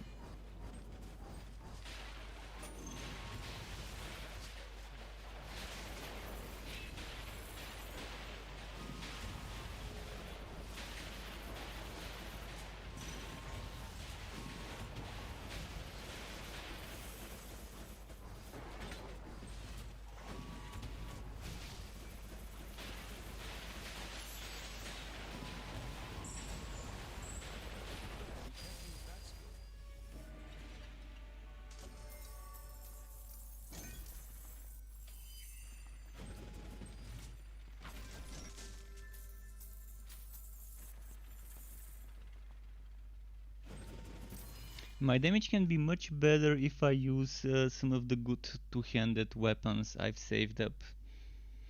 But the thing is, I really want to use a shield for this build to have that extra block chance. My buff gives me 25, this buff. 25 block chance for 6 seconds every 20 seconds. Stacking that with at least another 15 from a shield, and we got the max out. This one's not actually, yeah, this one gives me more than 15, so fair enough. That means from items I don't really need block chance. It's still nice to have it for when my what's it called,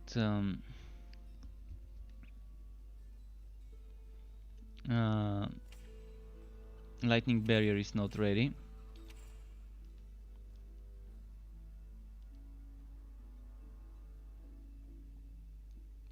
Let's do this. So stacking more evasion probably would be better. If I could, I would replace this with something better.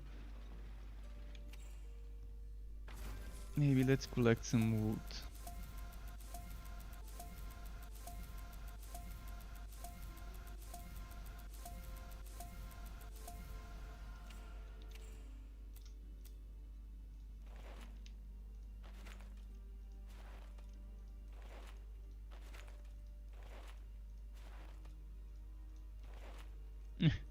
Egg of Mayhem. Yeah, I've got so many of those in my storage that someone would think I'm a collectioner of eggs. I've got an egg fetish, maybe, if you see my storage and how many eggs of Mayhem I've got there. This one, no.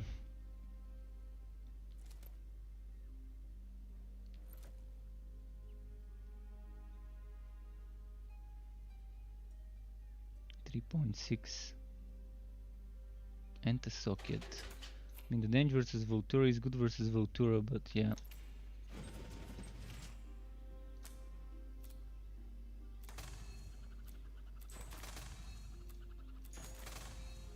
Seriously, 3 times in a row potion work.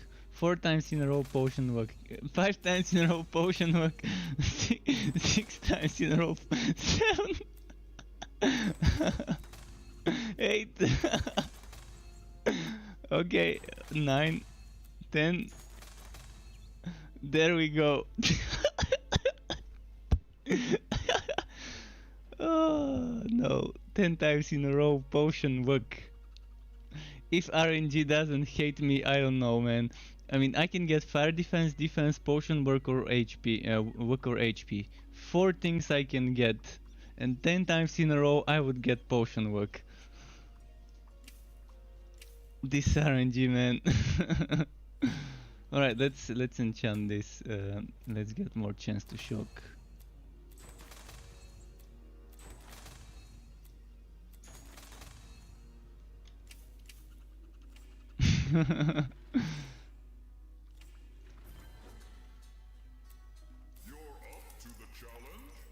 So it should be 25% chance to get either of the 4 affixes.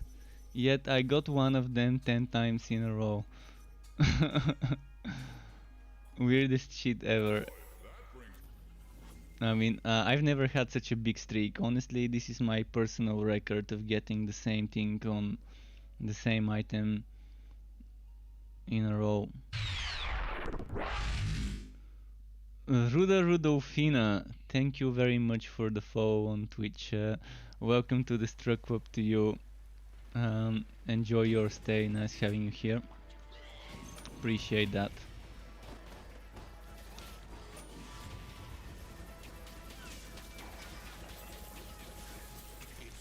Gotta love those RNG moments sometimes.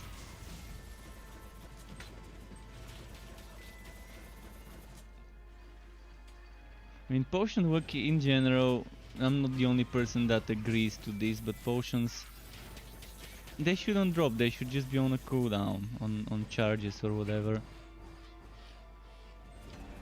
And then they can just remove potion work as an affix and just have potion cooldown. Maybe potion effectiveness would be nice. Or potion efficiency or whatever they want to call it.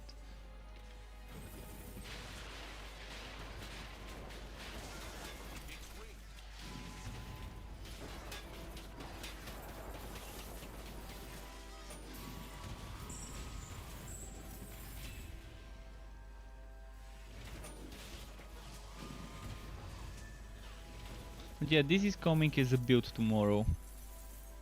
It seems fun. Did not expect it to be this strong. I expected it to be slightly more nerfed. Because you see, this Q was super overpowered. Lightning Strike before was overpowered, because you could get it to 35% chance. And shock bolts didn't have a limit, and some people could get like 14-16 shock bolts. And they nerfed those to be capped at 6. I think you can't go more than 6 shock bolts on hit. I'm still seeing a ton of shock bolts, so it's still fun. You can see. So it's still fun, even after they nerfed it, it's reasonably nerfed and it's reasonably strong. It's not something overpowered.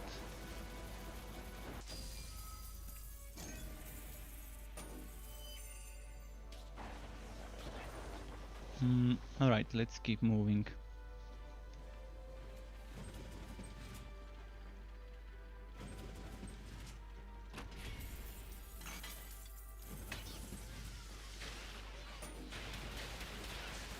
There's some customization with the final, maybe 10 points. There is some wiggle room, whether you want more duration and stuff for 1000 volt burst, whether you want more damage to relic skills, whether you want more chances of shock bolt when you kill an enemy and more damage for those.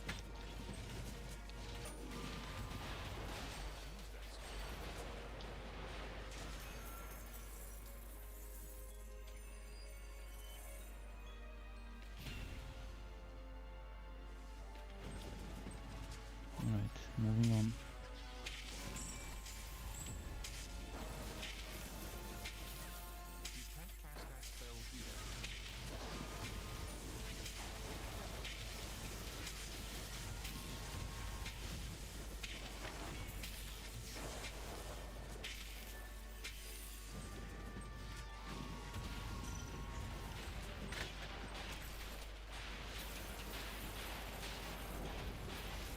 Nice. Are those explosive events? No. Teleporting. Fair enough.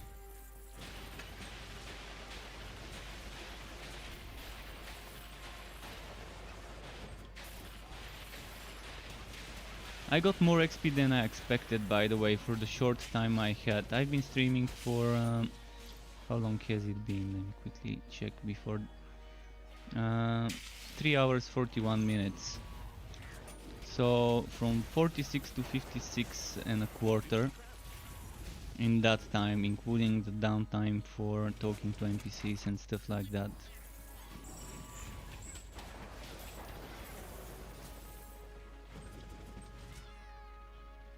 But I'm so happy that they've opened up the test servers.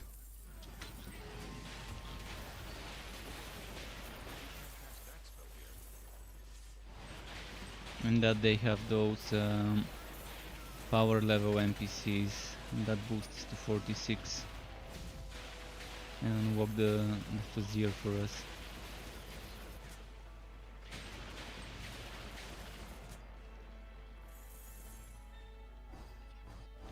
You can't cast that here.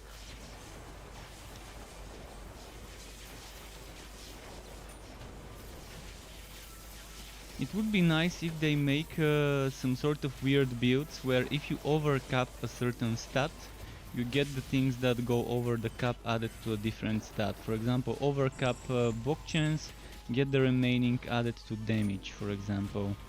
Overcap crit chance, get the thing that goes over the cap of crit chance into damage. Or into crit damage. That would be pretty fun. Pretty weird to have some sort of item, legendary item that gives you this type of power.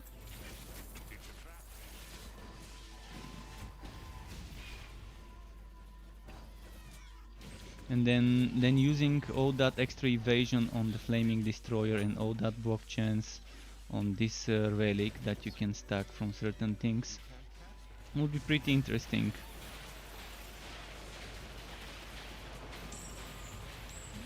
The same goes for that attack speed.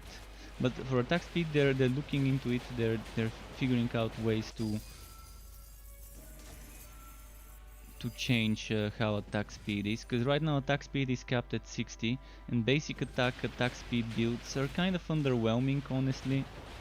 They're not as fun as a mage casting speed build where you're kind of spamming certain spells with that extra 75 casting speed you can get on this relic. You can get 60 attack speed without even using the relic. Just one item can give you between like 27, 25 and 37 or something like that, maybe even 40.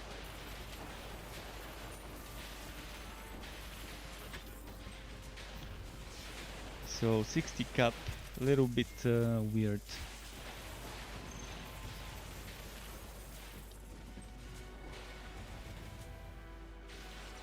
And they said maces attack faster than swords. Do you guys want to test this? Should I grab a sword and equip it? Let me check.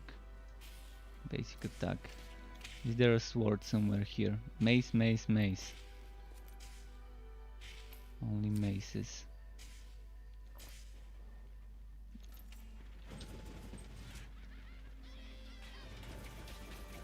But yeah, maces used to be, at least when I was tested them like a week ago or so, on that basic attack build with the Realm Master. Was it Realm Master? I think I was doing Realm Master. Yeah, mace attacks much faster now. Damn, it's attacking super nice. It's attacking decently quick, and my attack speed is I don't think it's much, 27%. So maces are good for attack speed builds, but not on the Realm Master. On the Realm Master it was bugged. Maybe on this version it's fixed. Let me test it with I'm gonna get my energy. Just wanna see how quick I can get this to be.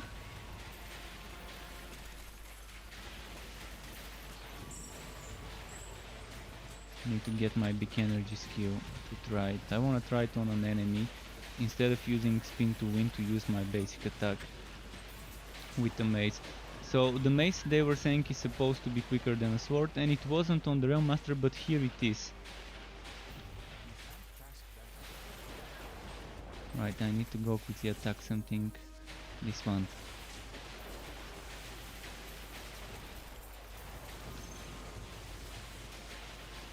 Oh, now I'm swallowed by the nether well. Okay, now I'm without the buff and swallowed with the nether well.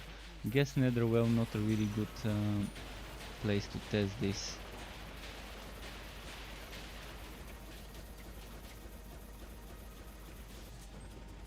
Don't you run away from me, boy.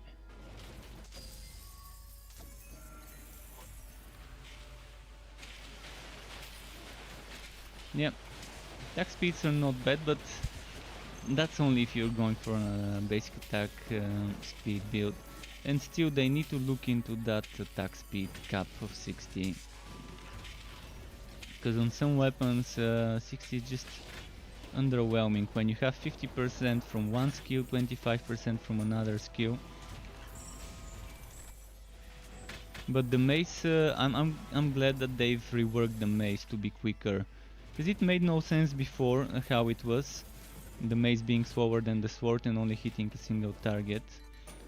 Even though it did a ton of damage. Now they a little bit nerfed it, but with this attack speed it makes sense to nerf the mace damage. This attack speed makes up for it. I still prefer swords because they can hit multiple enemies, meaning they can proc multiple things with a single hit. Or have multiple chances to proc something with a single hit.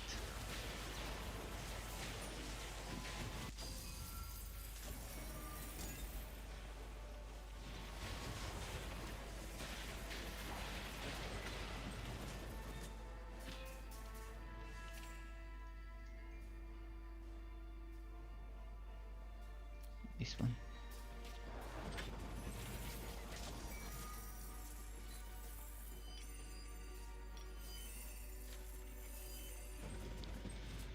Okay, is this for damage? Please tell me it's for damage. Nope. No damage for me.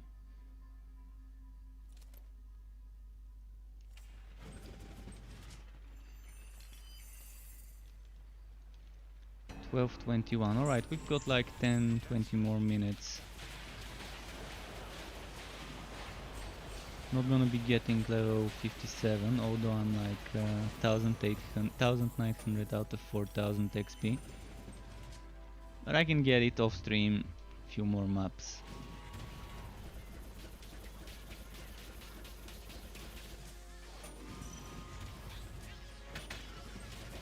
Did not expect to have this much XP by the end of the stream. I said probably level 55 and a half, but I'm already 56 and a half. But that's probably because I leveled up mostly on ridiculous, just with the first few maps on practice.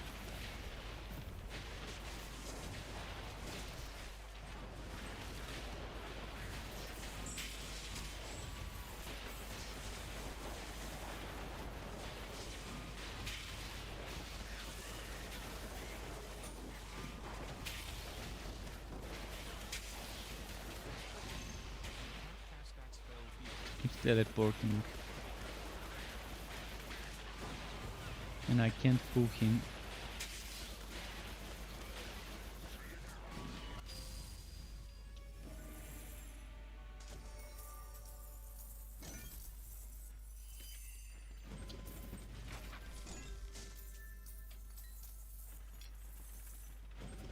Okay, maybe one or two more maps, depending how long they take.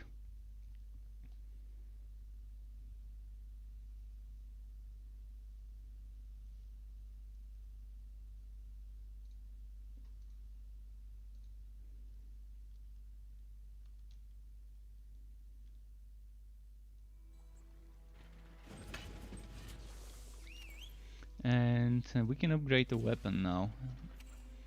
I mean, this is 56, but this is 56 with a little bit more damage. Your pet has arrived.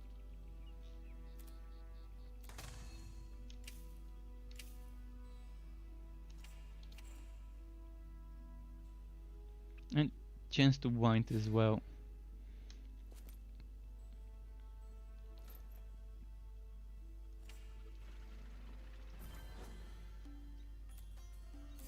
What boss do we get? Alright, we do this boss, we do the next map, and then we are done.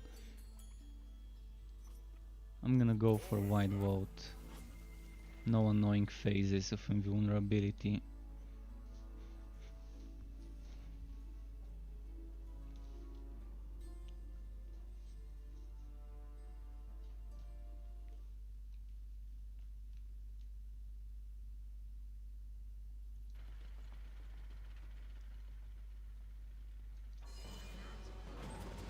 Yeah, I wouldn't mind hearing from some of you, if anyone is playing Marvel's Avengers, what your impressions of the game are and how pay to win the battle passes are, the ones that are separate for each hero.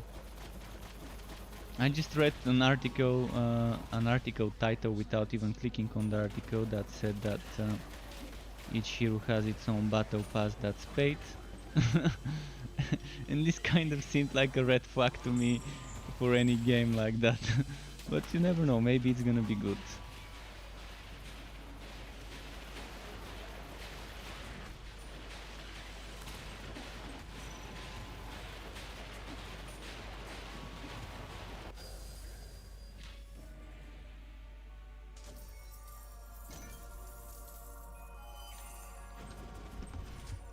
Okay, here we go.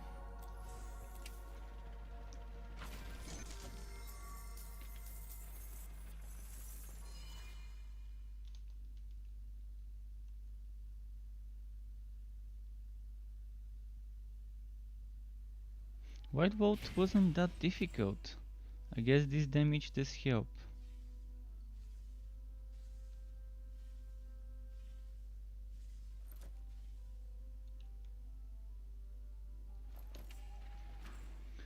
I don't think I've got anything stronger. Nope. No, no one-handed here. No one-handed here. Actually, there is no. Never mind. My strong one-handed items are currently in the hero I leveled up yesterday. So let's just do the next map. It's gonna be probably the final map for the day. It's 26 minutes past midnight. Let's just rush this double HP map. There's a gauntlet. There's two gauntlet maps. I'm actually gonna pick one of them, and then when it's time to end the stream, I'm gonna stop it, but I'm gonna keep doing the map. I'm gonna go for goblins. And just think like that's the better choice out of the two in regards to pack numbers and XP per pack. Here we go. Oh, Grove of Battle, not the best one to do, but okay.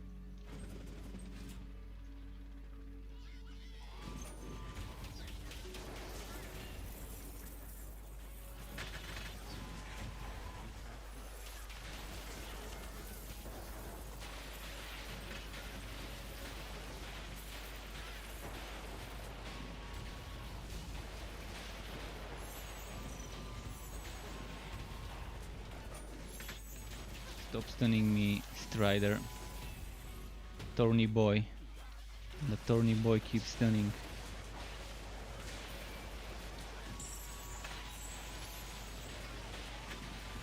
And I'm getting stun walked from the tree, from the grenades of the other dude, the goblin.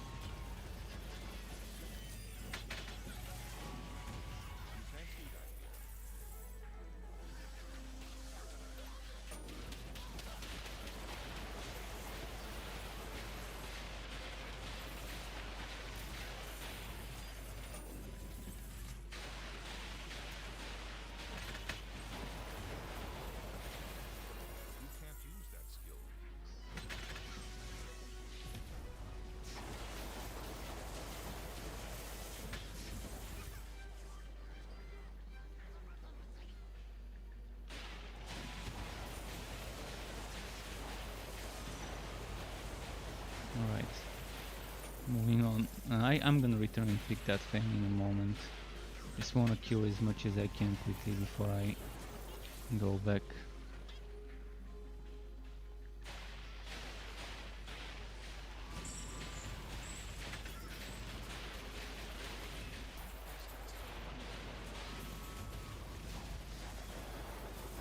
Mother Zeptaka, so that's a female goblin.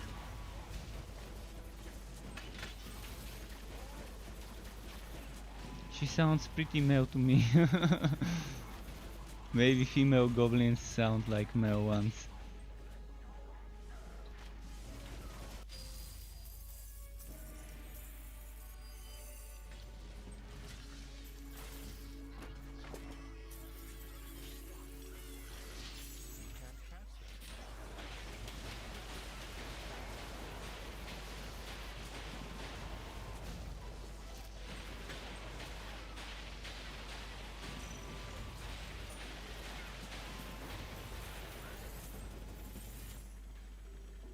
Man, I can't believe this is ridiculous and they're dying this quickly. On a build that's not even ready yet and doesn't even have damage in the chest and legs. And boots, although no boots for the forged.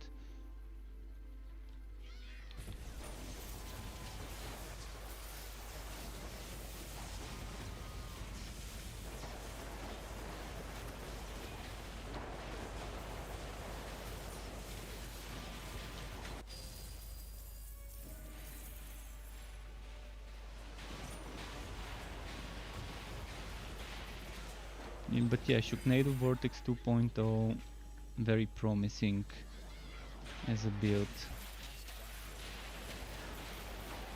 A little bit eye cancer, I agree. It's a little bit eye cancer with the way those whitenings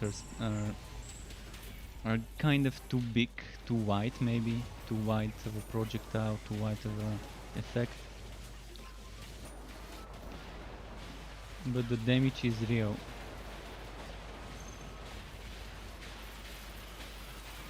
Still can't compare to a properly set up Bane Train setup, but not a bad one.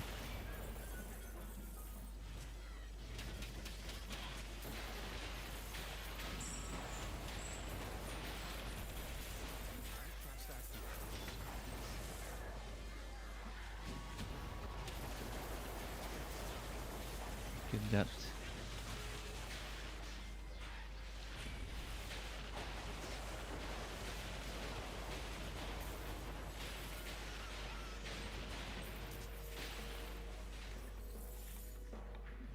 Okay. This. I need to find a safe spot and stop the stream soon, but let's do another 8 minutes. It's 32 past midnight here. Let's do until 40 past midnight, and in the meantime I'm gonna try and find a good safe spot to stop the stream without leaving the map. It's hard to find a safe spot on a map where the enemies are respawning.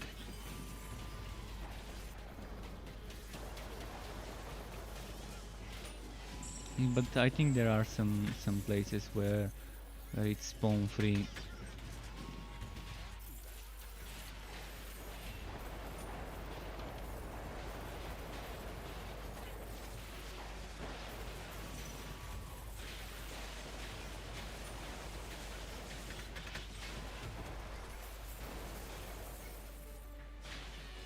Damn, there's enemies everywhere. Can't find myself a free spot.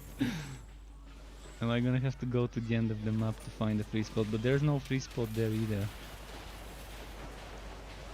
If I die, I think I can restart that map. I think this is the only thing close to a free spot. So let's just kill some enemies nearby and then go back to it.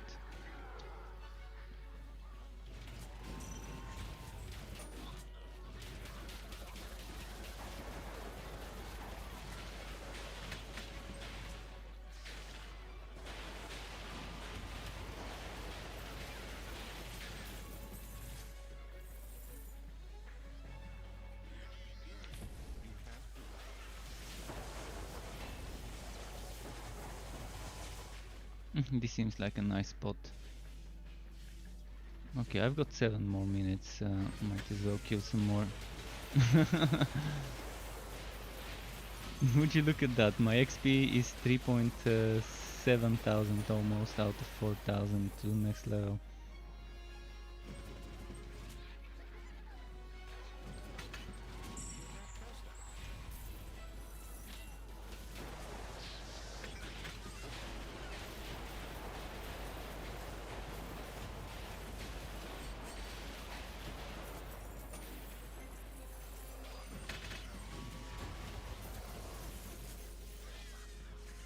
Fastest level up I've done on this patch so far is this hero.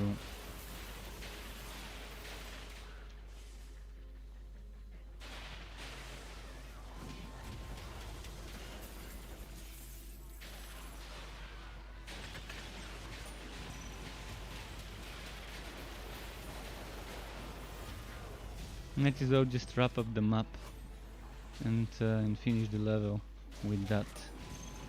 Because I just need like another 100 and something XP, and the boss gives around 50-60 or so, maybe more. So I guess I just finish the map instead of me staying here and finding a safe spot to log out.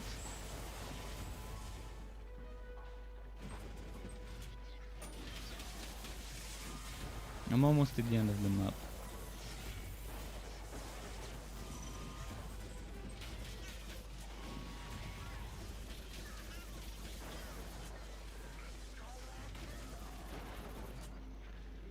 Right, let's see. I'm gonna check this part here that I missed.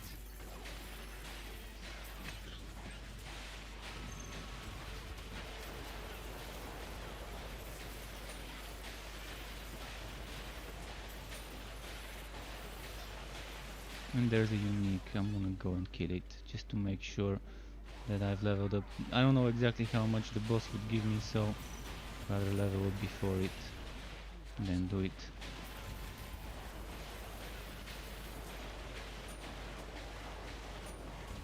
This has been so much fun to level up. So much fun. And I was expecting the opposite reaction from this build. And there we go, level 57. I can now wear level 60 items. That's all I needed to be able to equip max level items on this hero. Not that I have any prepared on my other hero other than weapons. I do have some level 60 weapons prepared.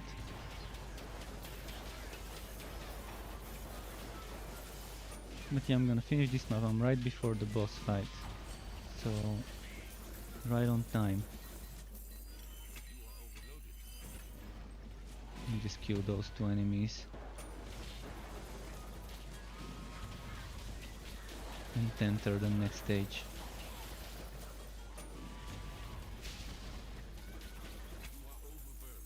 But I was definitely expecting this to be painful to level up, knowing it's a forged and everything. Alright, that's the boss room. That's the boss room. I've got my energy up, I've got my relic scuff up.